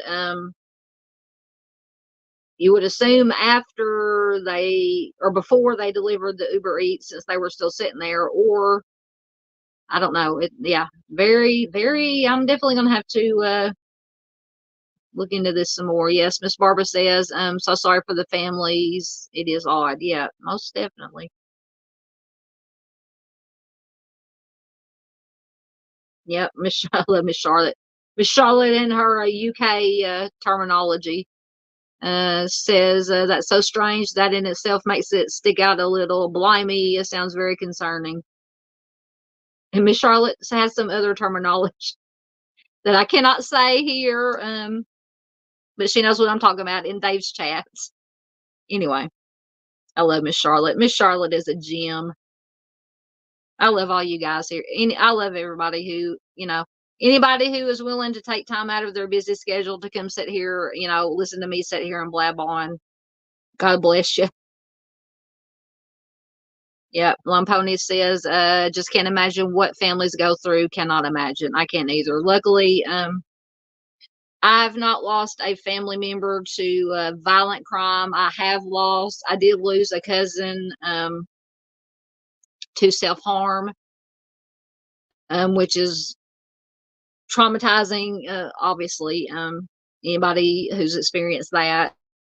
But I've, knock on wood, my wooden head, that I did lose my dad to a traffic accident, which was an accident, but I've not lost a family member that I know of. Now, I do have relatives on my dad's side, because my dad came from a very big family. My dad had 8 siblings, So I do have cousins or second, third, fourth cousins that, I don't even, I know a little, very little. So, but as far as I know, I've never had a close family member um, that I've lost to violent crime.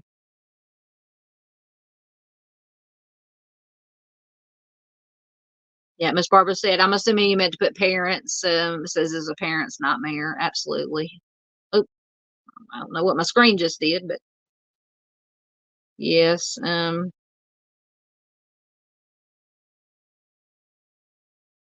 Yep. Lampania said that she knows the very area very well. Yeah, definitely. When you get time, email me any information that you have or links to articles or anything that I can start researching.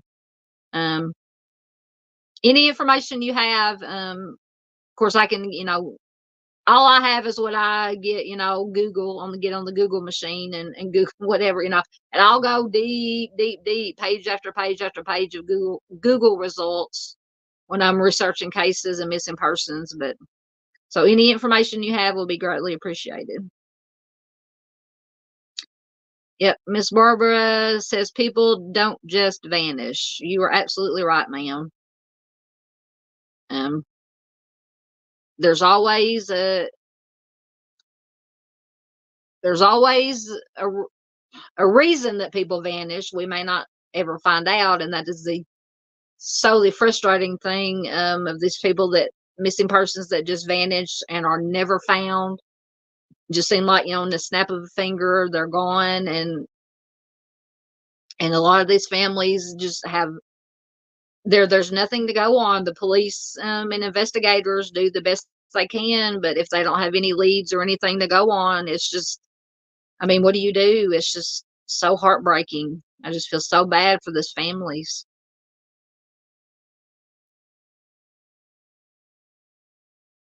Thank you. Yeah, Lumponi says it's just sad and scary. You'll send me more information. You are most welcome. Thank you, Lumponi.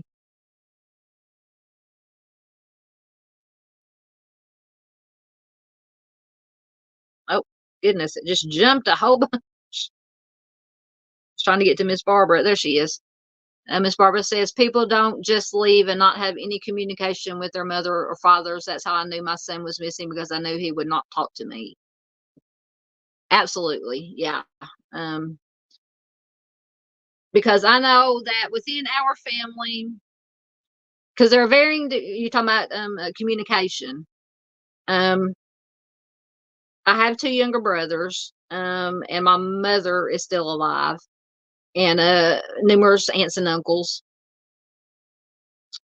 Of course, I'm in constant contact with my mother. My middle brother and middle sister-in-law live in the Northwest or the Midwest up north. I live in Minnesota.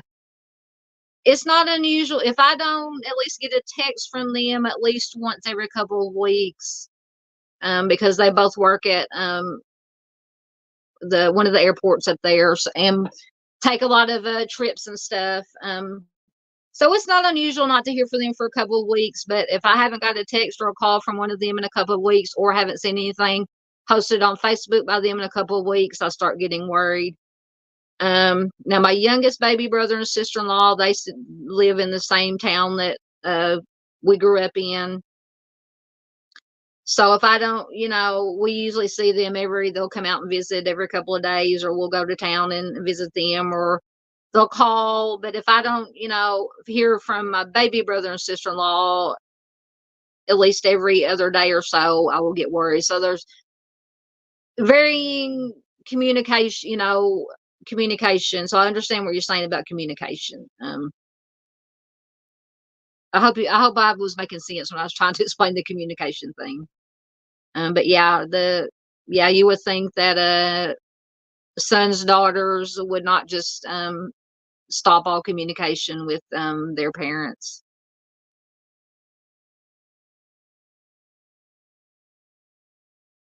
Yeah, Mom says, Mind of Monsters. Mom says facts. They don't just vanish. There's always a reason and a clue. It's just getting law enforcement to listen to the families. I hate when I talk to a detective and get Well, they are an adult. I want to go. Yeah, and it's hard to when you have technically an adult that goes missing, and I think it's 48 hours before an adult can be reported as a missing person. And that's just the way it is.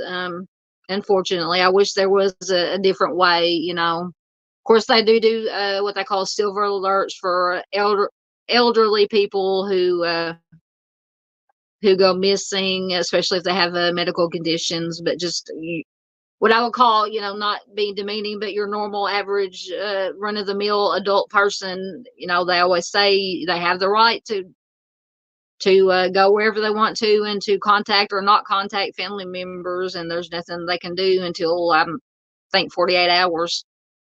But I think if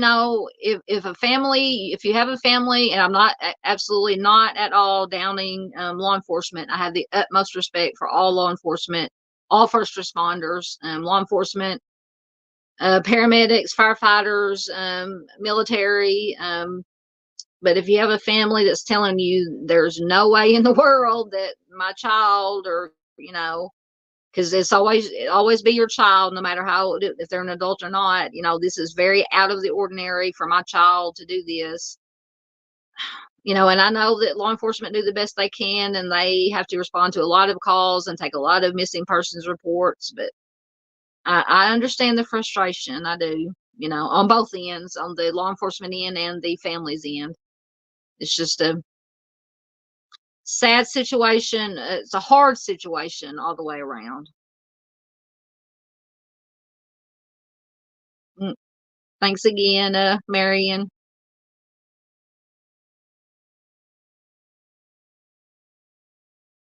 Trying to get caught up in hey Mexi, another one of my wonderful mods is here, and friends. Robert Fisher. The name sounds familiar. You might have to refresh. You know how my memory is. It's not very good. Or I may have missed a comment. You may not be talking to me. But welcome, Mexi. Good to have you here. We're almost 2 hours in. That's not too bad for me, who sometimes does 3 and 4 hour lives. We're about to get through them here, guys. I just want to get everybody's comments in. I appreciate so much everybody that's been here participating in chat. Everybody lurking, good to have you here. Everybody who will watch, who's watching replay. Yep, Mom put up some green hearts in honor of Happy St. Patrick's Day, everyone. If anybody's come in late.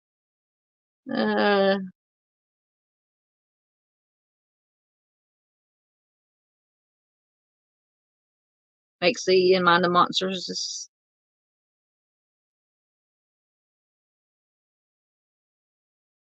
Okay, there we go. Mexi says, sorry I said that with no meaning. Robert Fisher is an offender who disappeared. She has in quotes. He's an interesting freaking read that needs to be found. Once again, I've got my little piece of paper here that I've been, well, I had it originally to, not to forget to show my videos and to thank everybody who has donated, in February and March, but I've been writing down all this information that you guys have been giving me. So let me write down, Robert Fisher. I'll have to, I'm hitting stuff on my laptop. Robert Fisher. And Robert Fisher is an offender. So I had to be sure to put offender, or I will forget. I'll look him up as a victim. I can read my own chickens. Sorry, I was out of frame. If I can read my own chicken scratch later on my piece of paper. Thank you, Mexi, for that. Thanks, guys, for hanging in with me. I know we're getting there. I'm trying to make it through.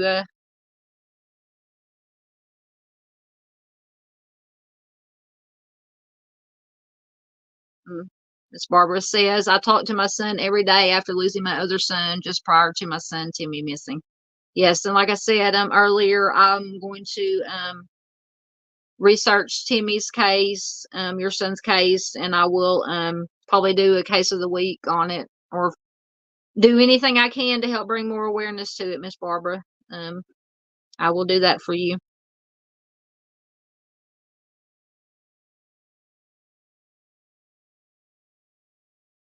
Michelle C says she's back. She was dealing with dogs and or cats and dogs. I don't have dogs, but apparently,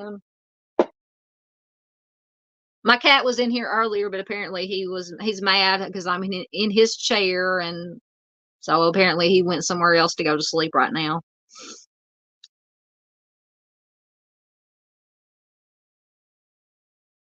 Miss Barbara says you are doing great. I don't know if you're talking to me or somebody else, but everybody is doing.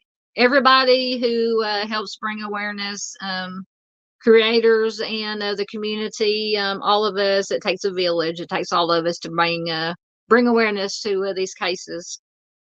So everybody is doing great.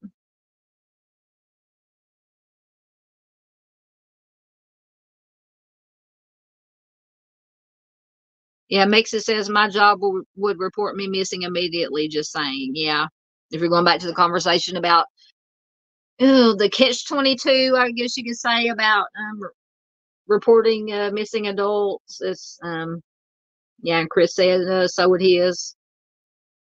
Yeah, like I said, it's just that catch-22 with the missing adults. That's what and I understand law enforcement side, and I understand the family's frustration, but like I said, it's a catch-22 situation.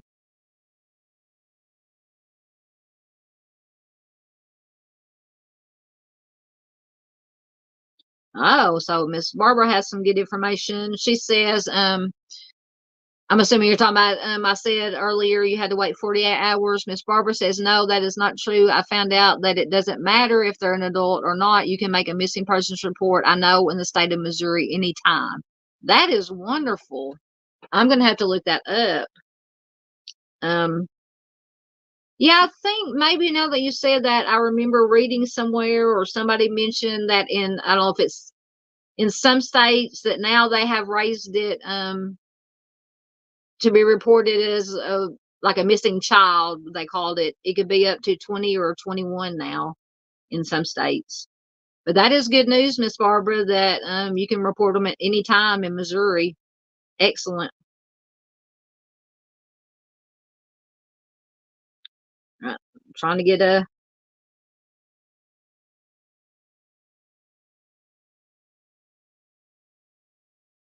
Yeah, Mom says, yes, that's correct. You can make a report anytime. They prefer the sooner the better. Don't wait hours to call. LE, call and let them know ASAP. They can put out a bolo at the very least. Absolutely. That's good news. Yes, that's excellent to hear. So apparently I'm behind on my missing persons qualifications.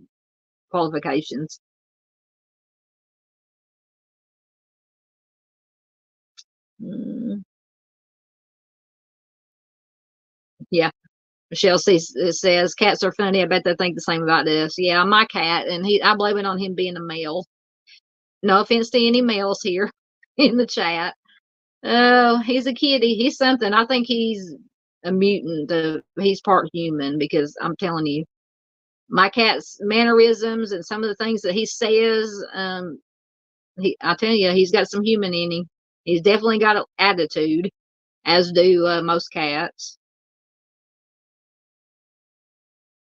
Yeah. Once again, Miss Barbara says, yes, thank you all for everything you all do for families. Absolutely. All right, I'm caught up on comments again. Let's see what we got next. Okay, and I don't know, I may mute my camera. Well, I don't know. Yeah, I'll mute my camera and mic again. This is just some of you guys may have already seen it. I'm behind on this because I just haven't had time to get it. But this is some surveillance footage that they have found. I don't know if it's actually in the yard of Sebastian's home. They just said it was in the what do they call it? The common area. So I think maybe his house was in like a cul-de-sac. But is it close enough to his home to be what they think is relevant? So I will. I gotta do it from my phone. mute my cam and my mic once again for a minute while this video is playing, and I will be back.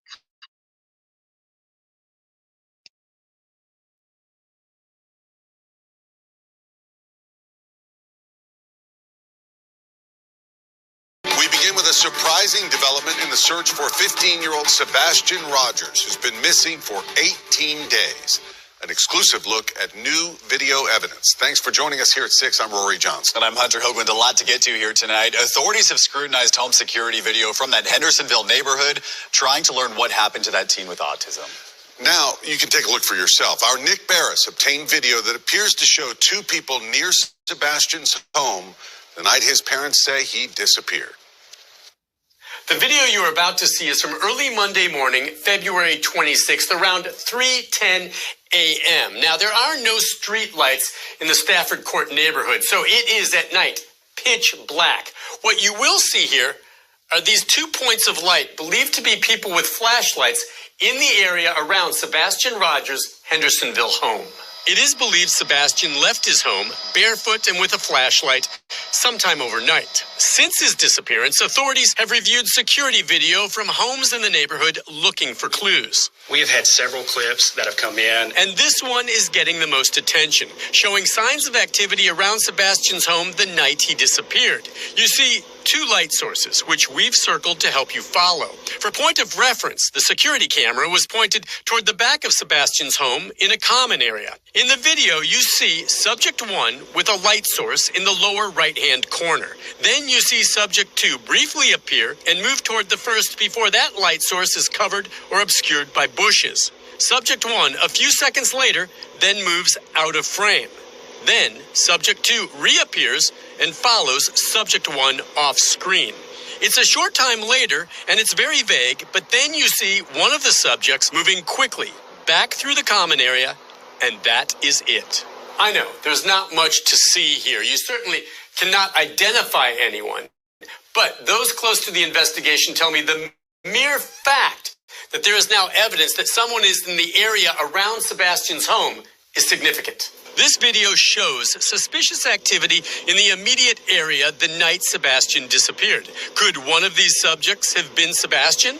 Did he meet and leave with someone? Sebastian's father says his son would not go with a stranger. It's up in the air for me because I don't think he would get into a vehicle with somebody unless he knew them. So what exactly are we seeing here? I know investigators are doing what they can to try enhancing the video for any more clues. For now, this video is now part of the Sebastian Rogers missing person file, and I'm told it could become more significant depending on where the ongoing investigation leads. We'll be following that.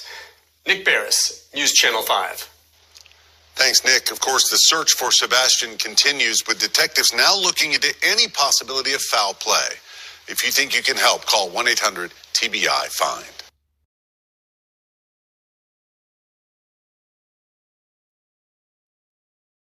Okay, guys, that was the that is now I know this footage was released. I'm way behind on this, but that is the first time that I had a chance to multitasking to see that footage. Very concerning. Now I understand, because before I was made aware or became aware of this footage, they had law enforcement had said that they were still searching for Sebastian, that they had moved to an investigation and possibly a criminal investigation.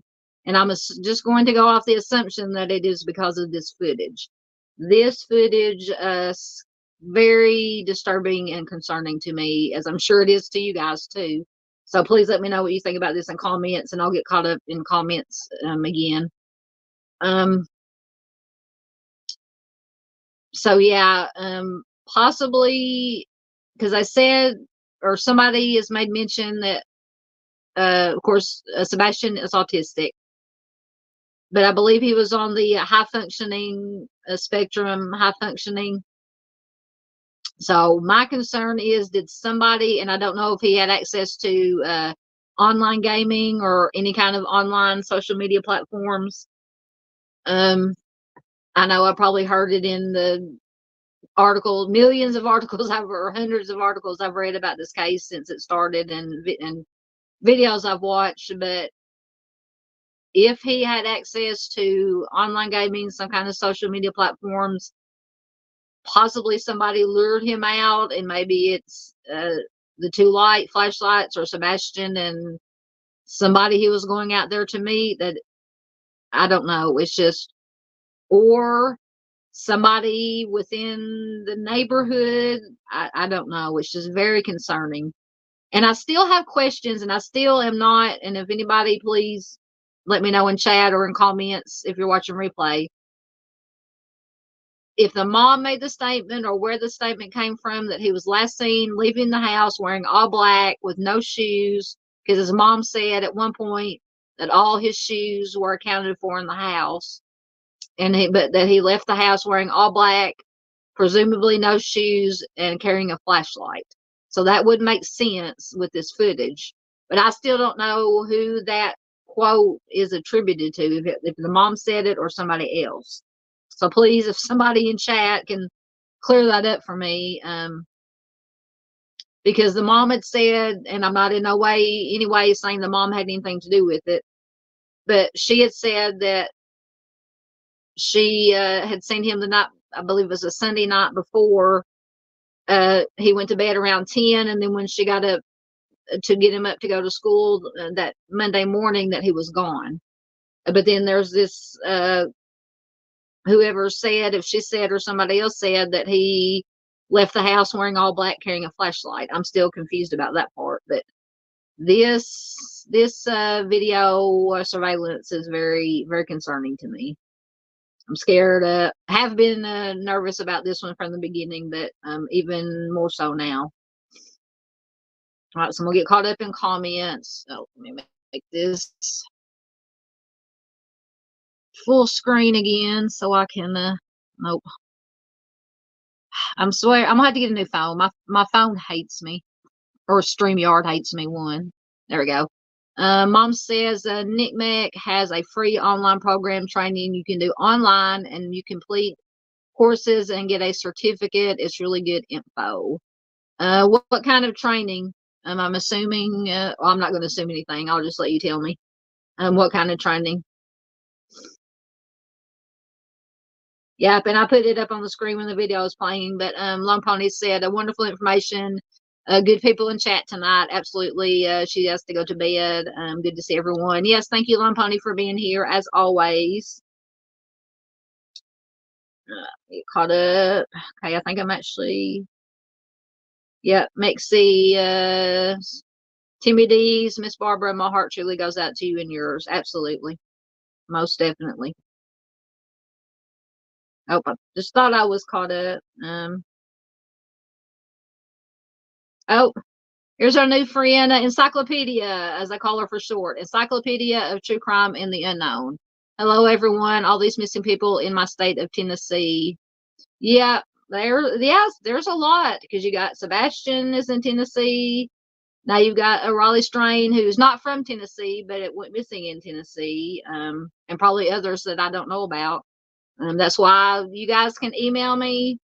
Go to my Facebook group or Facebook page and post in there any cases that you want me to take a look at and to share to feature on my channel. I will be more than happy to do that. So welcome back, Encyclopedia. Encyclopedia said that she's working on getting her channel up and going. So just let me know when you have some content up there, and I will, or you can go there now. I don't know. You can let me know if you have content up. You said you were working on your first video, I believe, last time you were here. So just let us know when you got some stuff up there, and we will definitely support you, my dear. Yep, Encyclopedia says sad. Yes, very sad.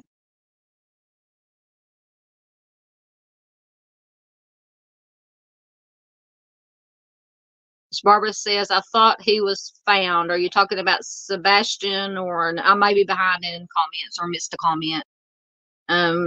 If you're talking about Sebastian, as far as I know, he has not been found now, unless something new information has come out in the last since or late morning, early afternoon, the last time I checked for updates on everything. As far as I know, Sebastian is still missing. Or if you're talking about a different case that we've been talking about, just let me know.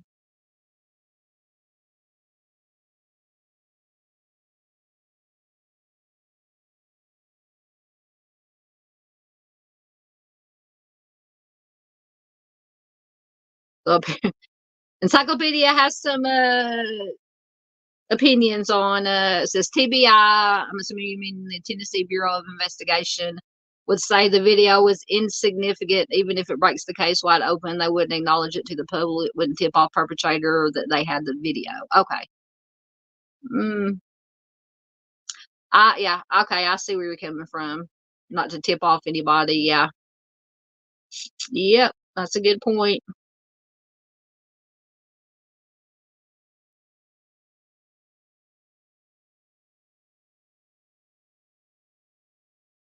Okay, so Miss Barbara, you're gonna have to. You may have said I saw a post somewhere in the missing that he was found unalive. Are you talking about Sebastian or somebody else? I might have to go out and do a quick search on my computer. I have to go off script here, which we don't have a script. But yeah, let us know who you're talking about. And Mom said, Mind of Monster says, Ellie said, don't put too much into that video.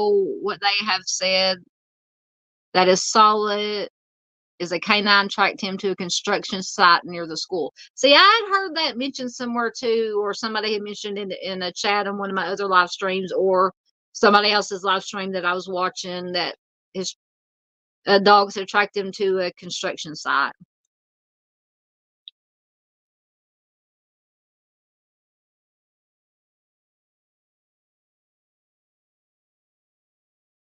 So Encyclopedia, are you talking about Sebastian's case? Encyclopedia said an SO moved nearby last fall.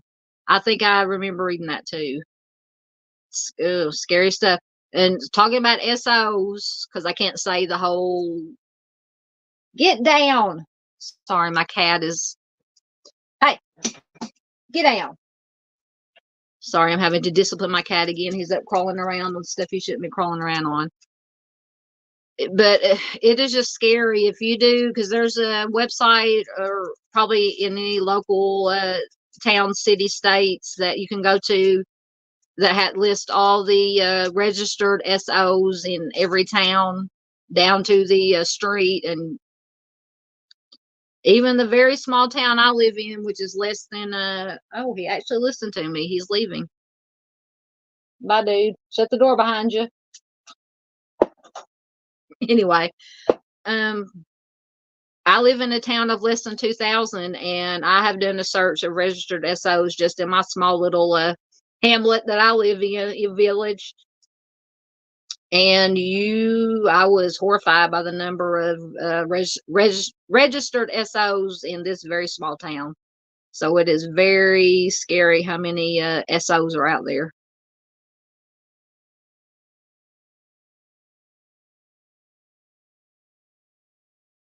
Okay, Encyclopedia says Mom is going by what he was wearing at bedtime.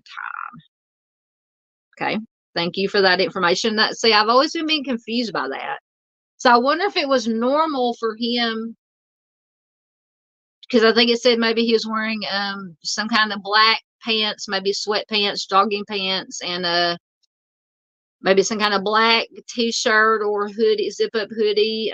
Maybe that's what he normally wore to bed. That would, as Mr. Steve would say, that would go to Mr. Steve's probably long gone in bed by now. Go to victimology if that's what he normally wore to bed, or if that was unusual for him to dress that way to go to bed. But thank you for that information, Encyclopedia. I still want to call you Encyclopedia Brown. For any, I don't know if it is, any other people in here old enough to remember because I'm an 80s child. I was born in the 70s, born in 71. So the Encyclopedia Brown books were popular back then. I loved Encyclopedia Brown.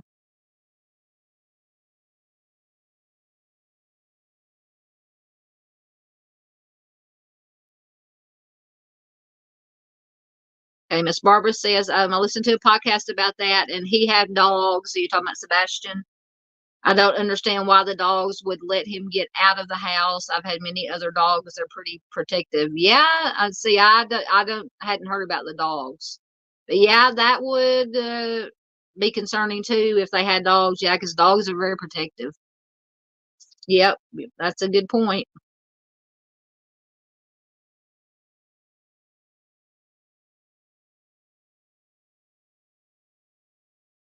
Yeah, Mom makes another excellent point. Emotions run high.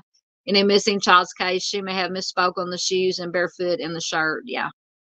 Like I said, I'm not saying Mom had anything to do with it. I was just confused by where I had heard the what he was seen leaving the house in or last seen wearing. Maybe she meant maybe I misunderstood and she said that's what he was wearing when he went to bed. But then the flashlight thing confused me, that he left with the flashlight. Now, maybe that he, being autistic, maybe that was one of the things that he carried a flashlight around with him. I have a very good friend who has an autistic son, and so it may be he carried a flashlight with him too. That was, common for him to do that.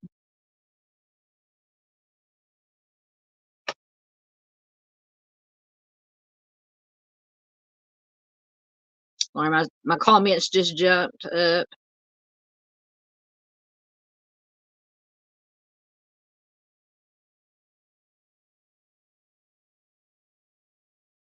Just when I think I'm getting caught up, my comments jumped way up. Okay. Okay. Thank you. Encyclopedia says he has a favorite flashlight he kept nearby and it is missing. That makes sense. That makes sense. So that would mean that was common for him to have a flashlight. Y'all give me some good information.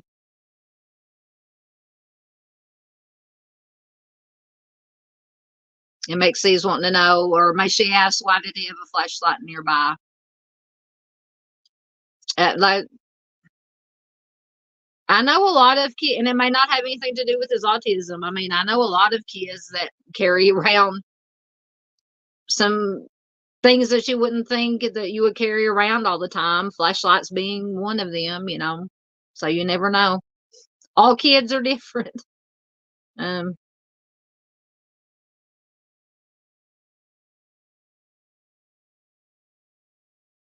I'm still getting caught up. Encyclopedia said she didn't know why he had the flashlight.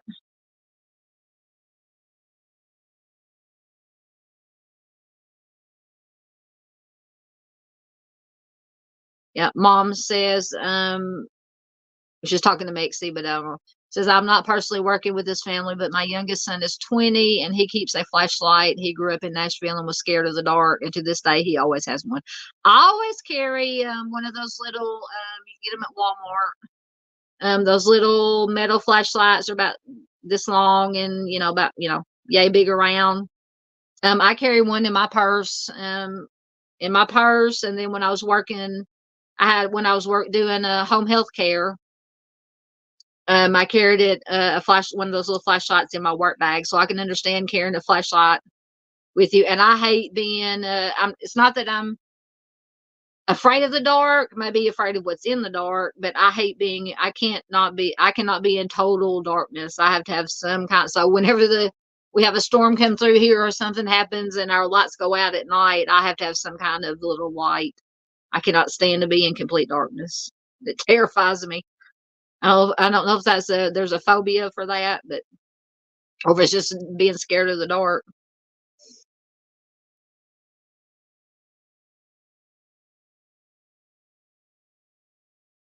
Yeah, makes it says my brain is just processing different possible scenarios. Yeah, that's the way you have to do it. That's the way I do it. I just whenever I'm researching cases and read about cases and trying to figure out what I run all possible, like you said, all possible scenarios through my head of what possibly could have happened. And I try to base it like you two probably do too, Mixie. I know you're a smart gal. Whatever makes the most sense, or if it makes sense, consider it. If it doesn't make sense, still keep it in mind, but kind of maybe put it lower down on the list. I mean, that's the way I prioritize my list of possibilities, going from another creator that I watch is Ken Maines. He's Unsolved No More. He's a former law enforcement. Now he was a cold case detective. He's retired now, but I think he still helps out on cold cases. But he says you take how's he say it? Possibilities and deduce them down to probabilities. So that's how I try to work: is start up here and then work my way down and whittle away at possibilities to probabilities and what makes most sense and what doesn't make sense.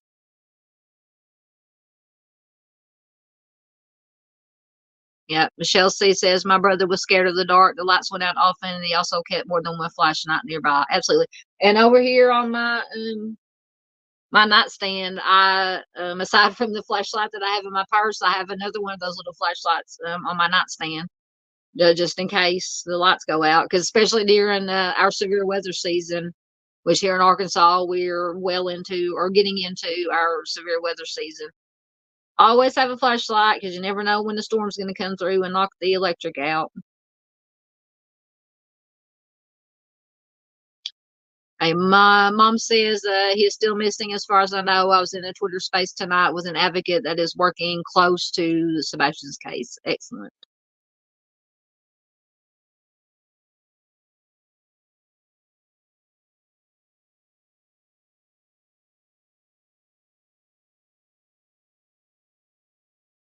Oh, excellent. Encyclopedia says, sorry, I'm scratching my nose, but it's also allergy season down here.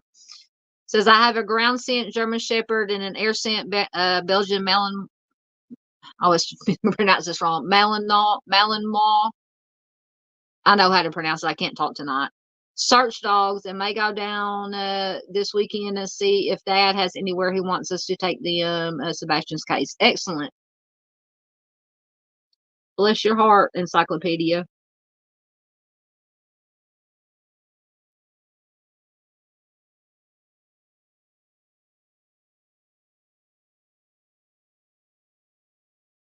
Yep. Encyclopedia also says Bio-Dad confirmed that dog tracked him to the construction site, lost the scent. He was either physically picked up and carried or put in a vehicle. The bloodhound would not have lost scent otherwise. Absolutely. Yeah, so that's even scarier with this footage that we looked at earlier with the flashlights or assumed to be flashlights.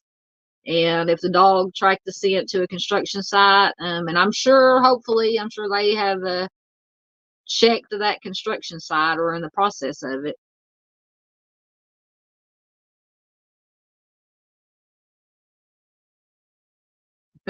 Hey, so you know what I'm talking about. Encyclopedia says Encyclopedia's Brown is fine. I was born in 73. Yep, so you're my generation, so you remember Encyclopedia Brown. I love those books. Loved them.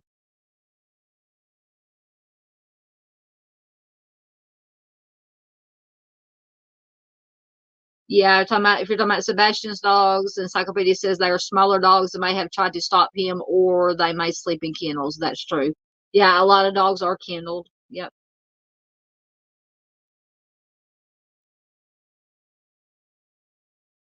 Oh, Mind the Monsters is back. Said I lost signal. I apologize. My swamp signal out here in the country is as a Dandy calls mine. I think my signal and Mind the Monsters because she's in the Florida swamps. I'm not in the swamps. I am in the country, so my swamp signal may not be too good tonight. So I apologize if the video quality and sound quality is not very good. Hopefully, it's getting through though. As long as the information's getting through, we're doing good. Marion says that she carries pepper spray. Absolutely. You can never be too careful these days. There's Miss Marissa from Australia. Right? Yes, I'm getting it right. Quick hello to everyone. I hope you're all safe and well. You too, Marissa. Happy St. Patrick's Day if you celebrate. Have happy St. Patrick's Day to anybody who's popped in. And I'm a very much Irish heritage, but I don't go out. My party days or drinking days are long over. But thank you for popping in, Marissa. Always good to have you here, my dear.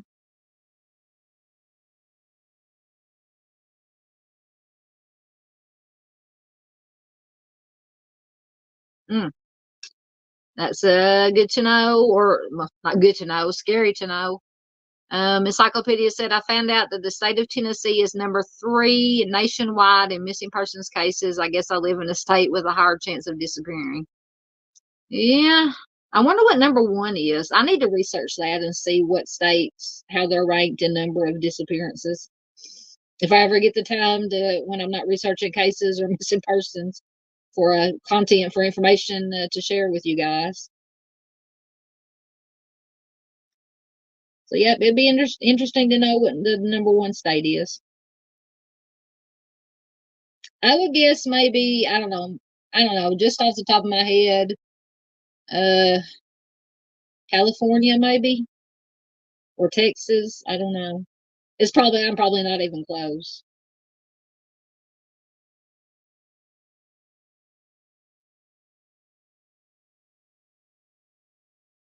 Encyclopedia says she has her protection, her dogs.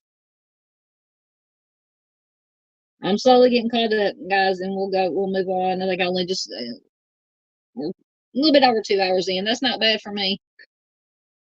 My live streams can turn into all-nighters sometimes.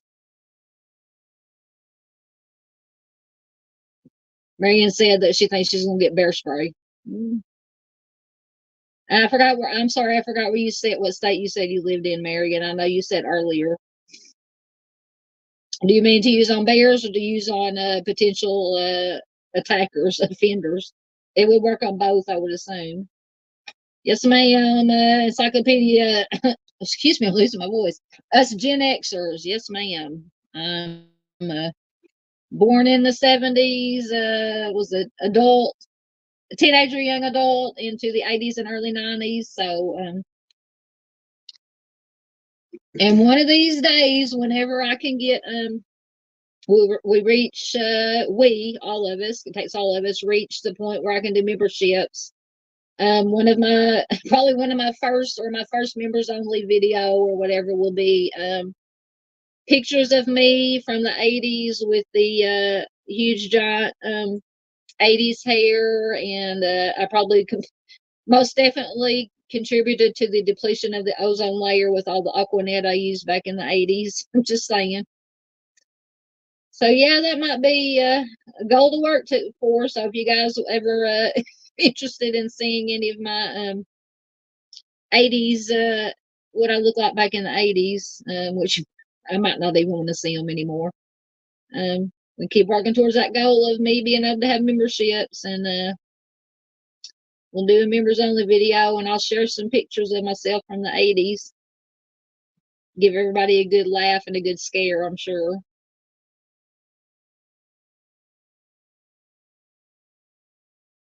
And I'm trying to get caught up. Every time I think I get caught up, more comments pop up.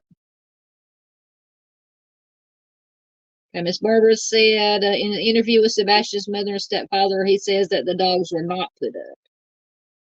Okay. Encyclopedia says she can't remember number 1.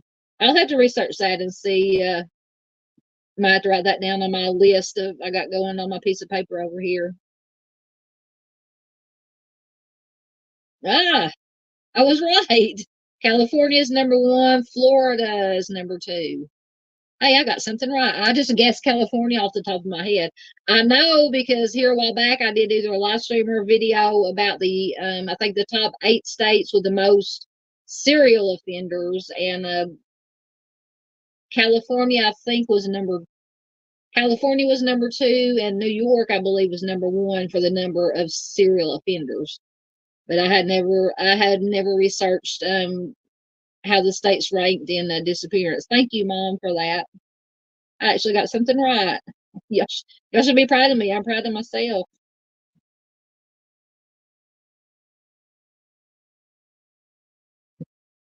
So Encyclopedia says I got some pictures like that too. Yeah, some of those pictures you wish would disappear.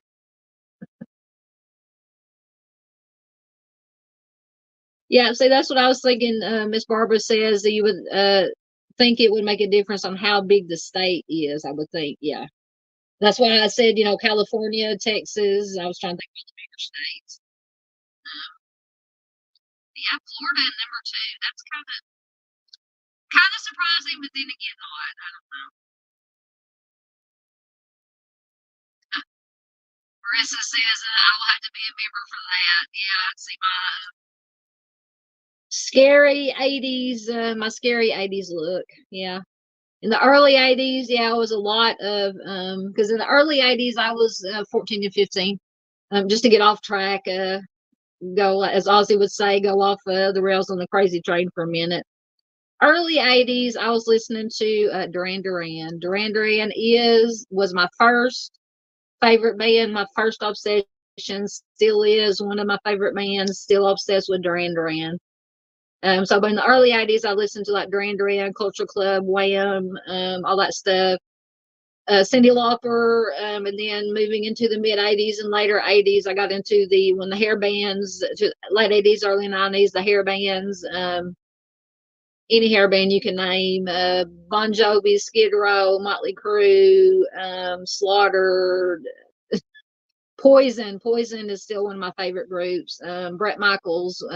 Me and my mom just a few months ago, or last month, made a trip to go see Bret Michaels solo for his Party Girl tour is in February.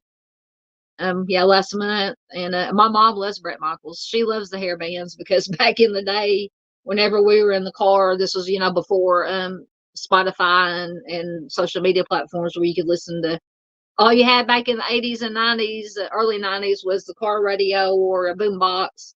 So whenever we were in the car, me and my brothers would make my mom listen to all the hair bands. So now she loves the hair bands. But then it goes back and forth because me and my two brothers got our love of the 60s bands, Creedence Clearwater Revival, one of my favorite bands. I was raised on it. Three Dog Night, groups like that. We learned to love that from our parents, so it goes back and forth. Love music. Besides true crime, my two favorite things to talk about are music and movies, and then anything paranormal, UFO, weird, creepy stuff. Once again, I will do my shameless plug for my second channel at the end because we got to hurry up and get through here. It's getting later. I'm down to 5 people here, but I appreciate everybody who's still hanging in.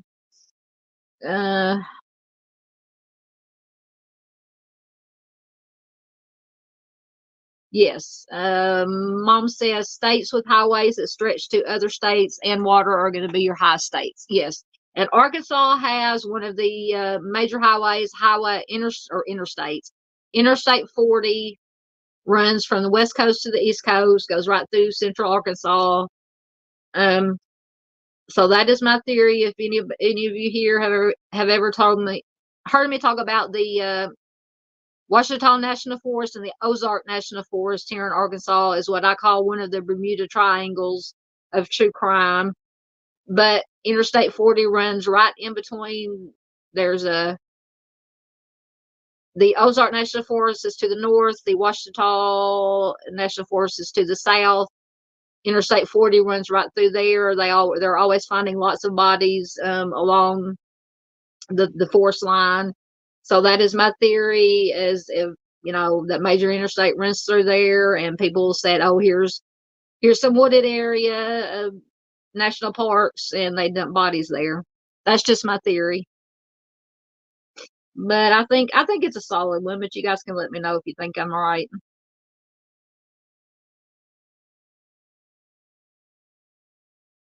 Yeah, poison.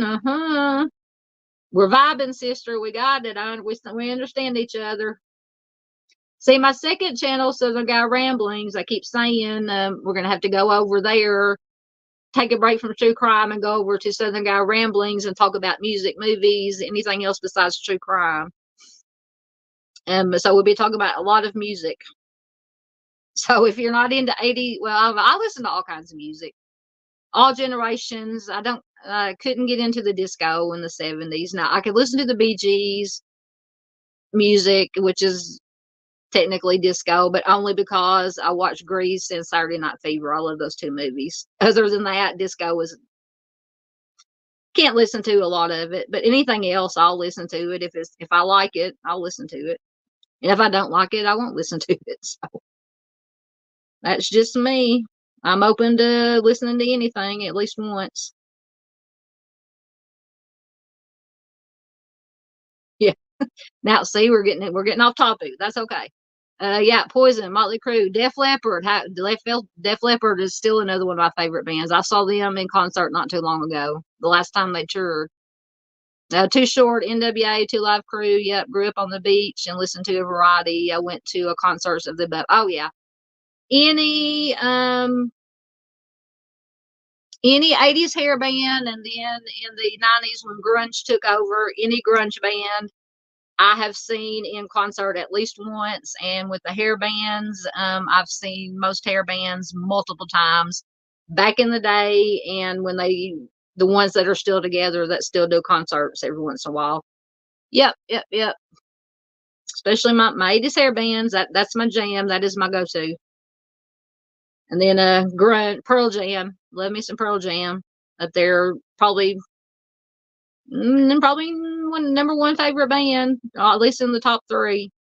Pearl Jam and Soundgarden, Alice in Chains, all those good grunge alternative bands. Oh, we're now back up to 8. Maybe people are joining in because we're talking about it. We should talk more about 80s bands. Got some more people in here. Maybe they're just saying, God, what are they talking about? I'm leaving. Oh, definitely, Miss Barbara, the Eagles and Journey. I love me some Eagles and some Journey. I got to see the Eagles, and this was before, thankfully, before Glenn Fry passed away. I got to see the Eagles twice in concert. Fabulous. I did not get to see Journey. I know they're still around. Steve Perry is not with them anymore, but the singer they have now is very good. I've watched videos on YouTube of live performances. But yes, Miss Barbara, I love me some Eagles and some Journey also. Yes, ma'am.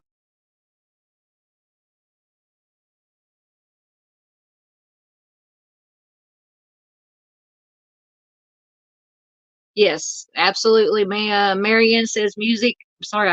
I'm sorry, y'all. My allergies are acting up. Music is good for the head and the soul. Yes. I have anxiety / depression. Goes hand in hand, apparently, from what I've been told. And I do have social anxiety disorder. So music is one of my go-tos to calm myself. And good, like you said, it's good for the head, it's good for the soul. Yes, music is my go-to calming besides my faith and my music. It's my go-to. Yep. Oh my goodness. Hold on, my comments are jumping. Oh yeah, I was gonna highlight that one. That's the one I was trying to highlight anyway. Yes, Encyclopedia says praying all the missing are found alive and those found deceased get justice. Absolutely. And Miss Marion praying justice for all. Absolutely. Oh goodness. Me and Marissa might have to fight. Now you're one of my friends, girly, but Marissa says I can't stand Pearl Jam. Australian radio played them to death when I was young. No, I understand that. There are a lot of bands that I absolutely love, but there are, overplayed. They get overplayed, played to death, and I have to take a break. I understand where you're coming from. I won't hold it against you that you said you can't stand Pearl Jam. You know I love you, girly. Yes. RL Speedwagon, most definitely. I believe I saw, because you mentioned Def Leppard earlier, that's probably the last time I saw Def Leppard, when Def Leppard and RL Speedwagon and who was it? Tesla or somebody, all three were turned together. They came to the closest big city that I live. closest to here in Arkansas. That was an excellent concert. I think it was Tesla. It might not have been Tesla. It was R.L. Speedwagon, Def Leppard, and another 80s band. It might have been Tesla.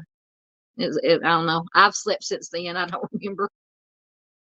Yes, Miss Barbara. I'm a big Fleetwood Mac fan. I love me some Stevie Nicks. Says, I think everybody liked Fleetwood Mac, don't they? Didn't they? Yes, I love Fleetwood Mac.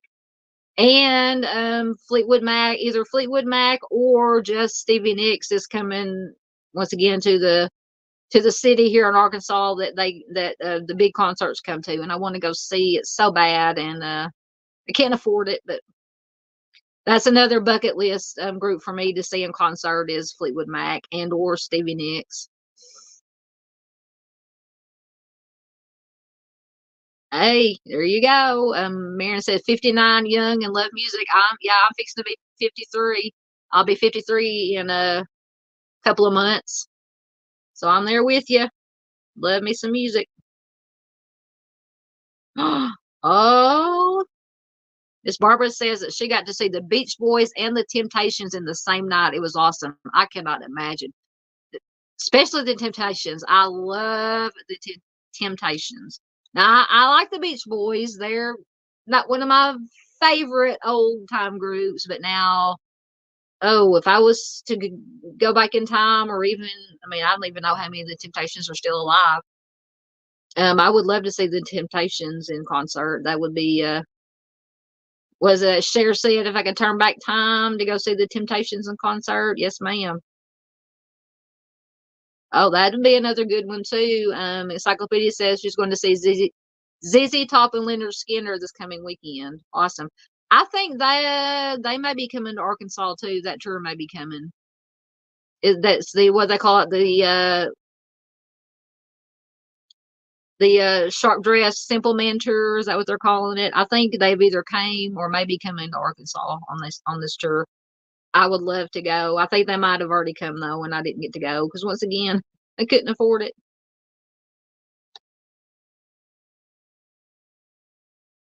I went to see back in the day. Encyclopedia says going to Kid Rock for his weekend concert with others in Poplar Bluff, Missouri. I saw Kid Rock. Oh God, it's probably back in the 90s. I went to Memphis to the Pyramid and saw Kid Rock. That is one of the best shows I've ever been to. And I know there's a lot of people that don't like Kid Rock, but whether you like Kid Rock or not, he is a performer. He puts on a good show, or at least back in the day he did. I don't know about nowadays, but yeah, I saw Kid Rock. It had to be in the 90s, maybe early 2000s. It's back when the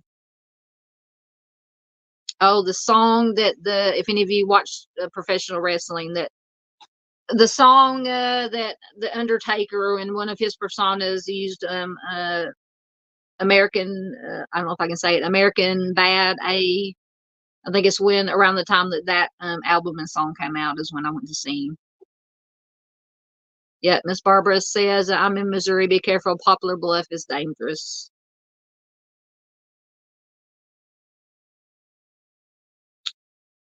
Yeah. Miss Barbara says, since my sons have passed, I don't listen to anything anymore but Christian music like Mercy.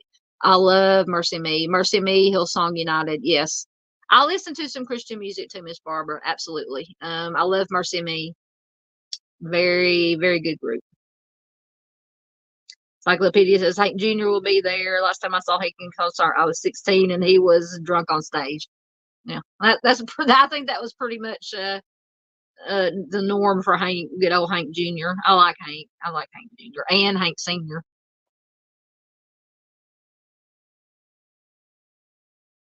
Oh, that is cool. And Miss Barbara says that she has a picture of my son Michael with the lead singer of Tesla, Jeff Keith, when he was a baby. That's awesome. Oh, that is so cool. Yeah, Jeff Keith, singer of Tesla. Yeah, that is awesome, Miss Barbara.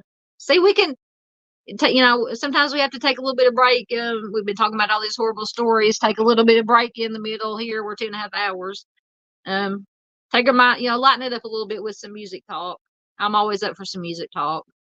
That's awesome, Miss Barbara. Yeah, I love Tesla. Tesla is still Tesla is one that I've seen many times in concert back in the day, and then recent.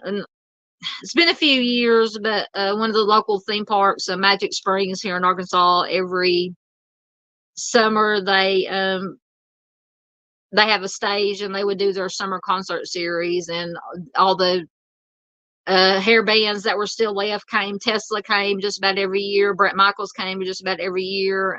Firehouse came. Night Ranger, just any 80s hair band that's still around came to Magic Springs. So I spent lots of Saturday nights at Magic Springs watching my hair bands.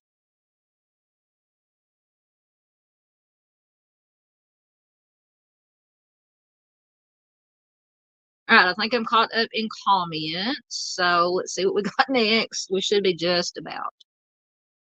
I had an article, but I don't think it gave really any updated information.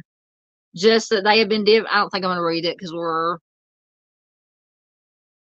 so far in. I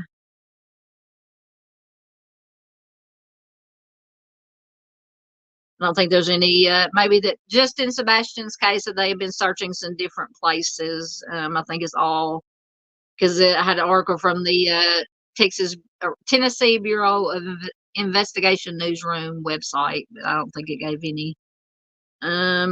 So they're continuing to search. There are few clues to indicate what happened to Sebastian. To preserve the integrity of the investigation, cannot discuss many of the specifics. But at any rate, once again, if you have any information about Sebastian's case, please call. You can call 1-800-TBI-FIND or the Sumner County Sheriff's Office. All right, so I'm gonna go back to the other. I'm going back and forth between two screens here. Oh, I do want to get to this as another missing person. This is Joy Arden. Let me find her article. No, I definitely don't want to leave this one out. Let me find the article. I think this is it. This is from Kentucky. And this is from lakes18.com. I'm assuming one of the by the logo, I'm assuming it's this local CBS affiliate. It says Kentucky State Police asking for public's help in locating missing 28-year-old woman from northern Kentucky. And this is from March 16th of this year.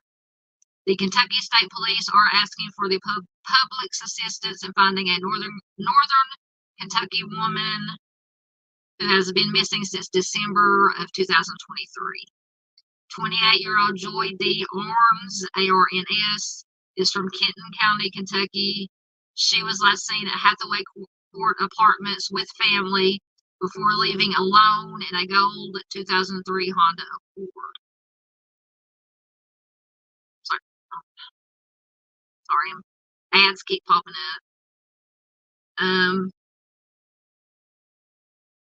Joy is described as being 5 feet 4 inches tall, weigh 160 pounds, with a fair complexion and tattoos. She has stars and a bird tattooed on her chest and the name Zander, Zander, on either her left or right foot. KSP says that no foul play is suspected at this time, but anyone with information regarding her whereabouts is asked to call the Kentucky State Police at 859-428-1212 or your local police agency. So I want to get that in there. Another missing person I came across, either from one of the Facebook groups or just Google.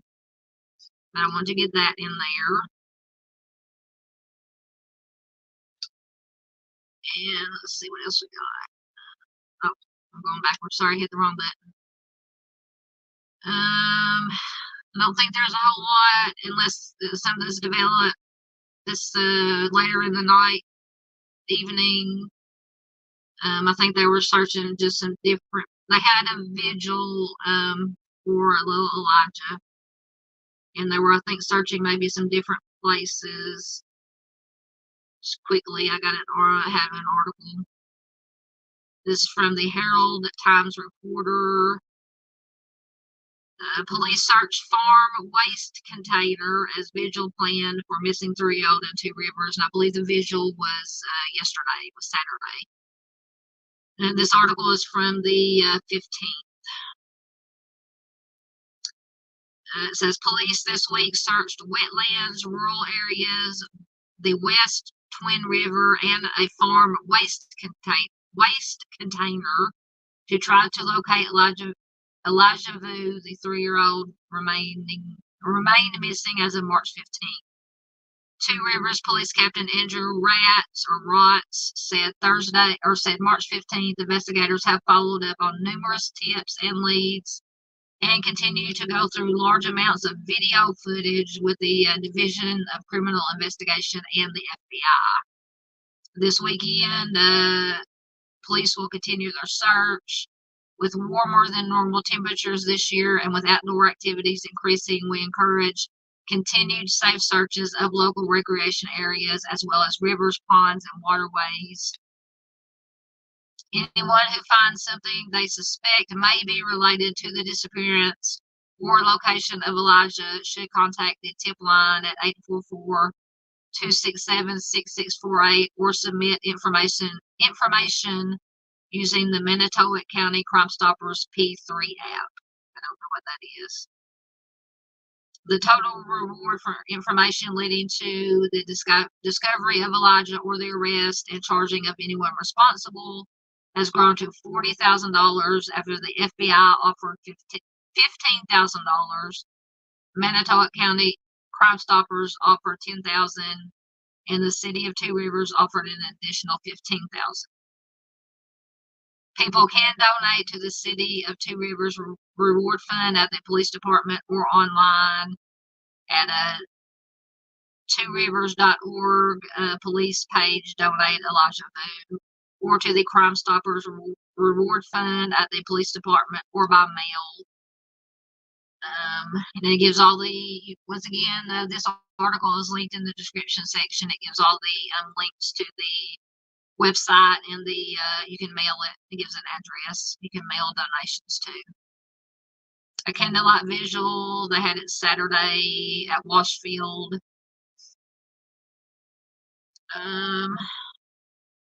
So I'm assuming we all know the background of Elijah.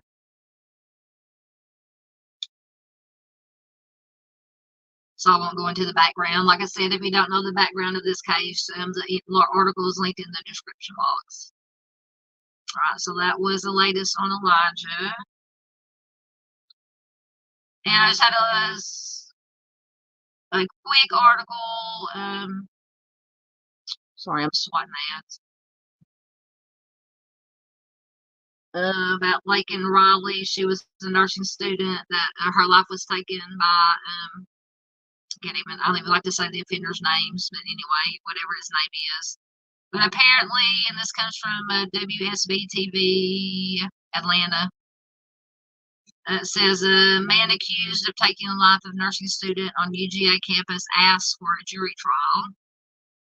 And this is from the 15th of this month. The man accused of taking the life of a 22-year-old nursing student on the University of Georgia campus last month has asked for a jury trial. Laken Riley was found, trigger warning, I didn't put up my banner, but Laken Riley was found beaten to death along a trail on UGA's campus on February 22nd. Get through all the ads to the article.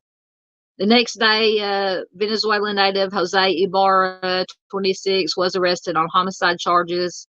His two brothers were also arrested on charges relating to being in the country.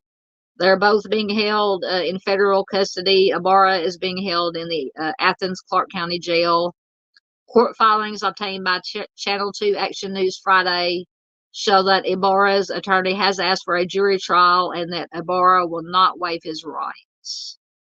He has been charged with malice homicide, felony homicide, aggravated battery, aggravated assault, false imprisonment, kidnapping, hindering a 911 call, and concealing the death of another. Autopsy showed that Riley passed from blunt force trauma. Another horrible case. So that's just a little bit of information that I could find. Any updates on Laken's case? And I think that was the last I had. Oh yeah, I forgot to put my little never forget thing up there. So what do we want to end on? I'd like to end on a picture of a victim, or who do we want to end on? I think I have let me go back to, shoot, my screen keeps going. I can find him. Caleb Harris. He was the newest missing.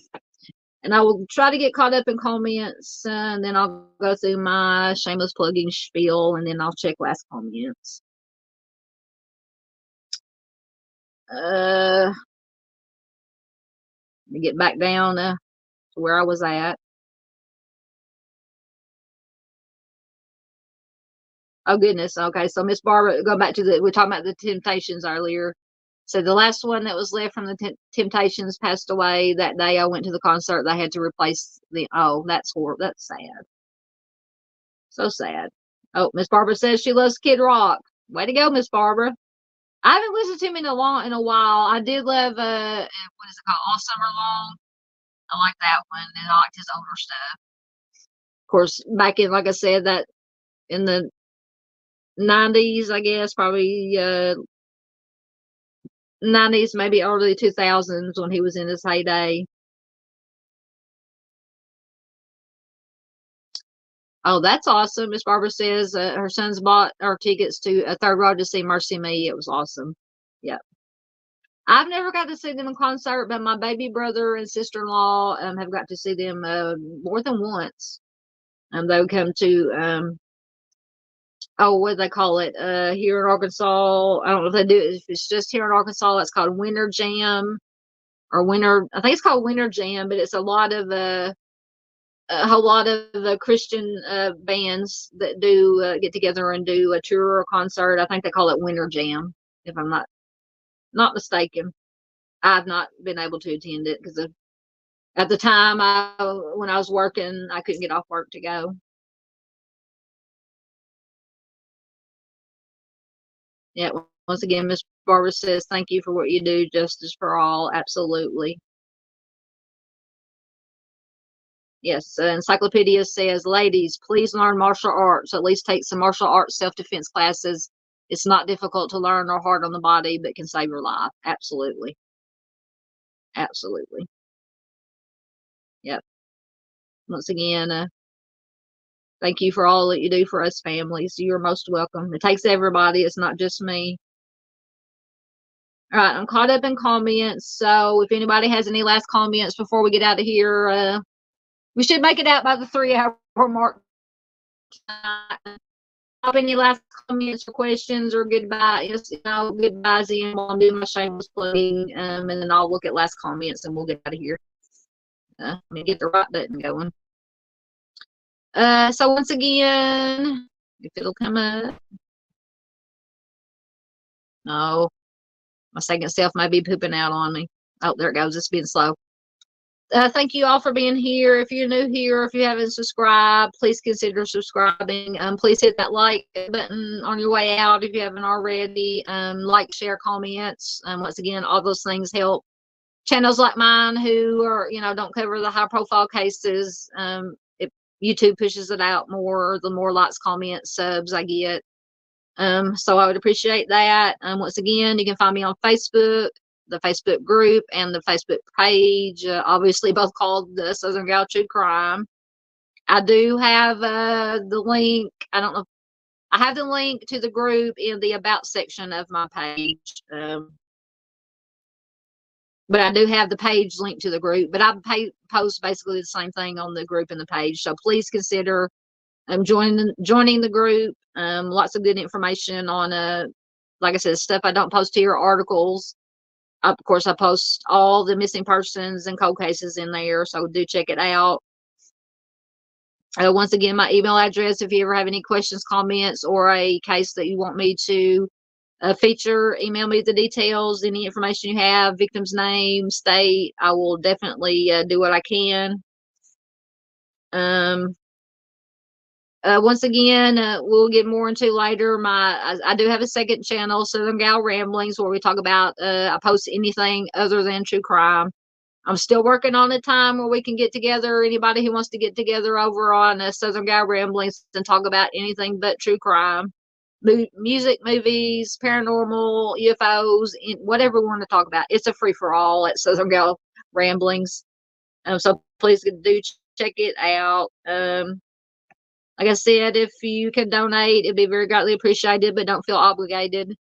I have Buy Me a Coffee. You can donate through PayPal, Venmo. I do have Southern Gal True Crime merchandise. So I think that is all my shameless plugging. Oh, no, I want to take it down. I just want to leave you with, there we go, with Caleb. All right, let me check any last comments or questions. If my computer will, there we go.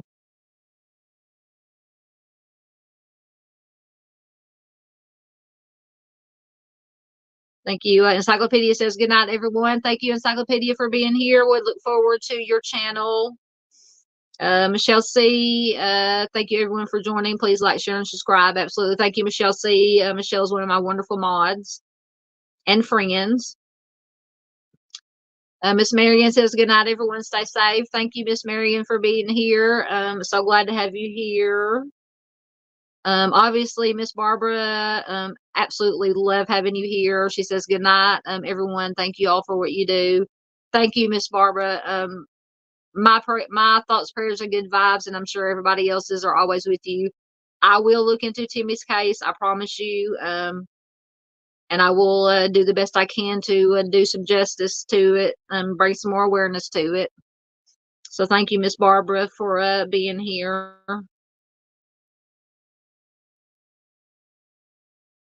Yeah, Michelle's putting in my donation links again. All right, guys, I'm going to get my outros ready here. Thank you so much for being here. Everybody who was here participating in chat, everybody who was, my hair, I'm going to shave my head, I swear. Anybody, everybody participating in chat, all the lurkers, everybody watching on replay, thank you so much. Like I said, tomorrow I will probably do a missing person, my missing person live stream.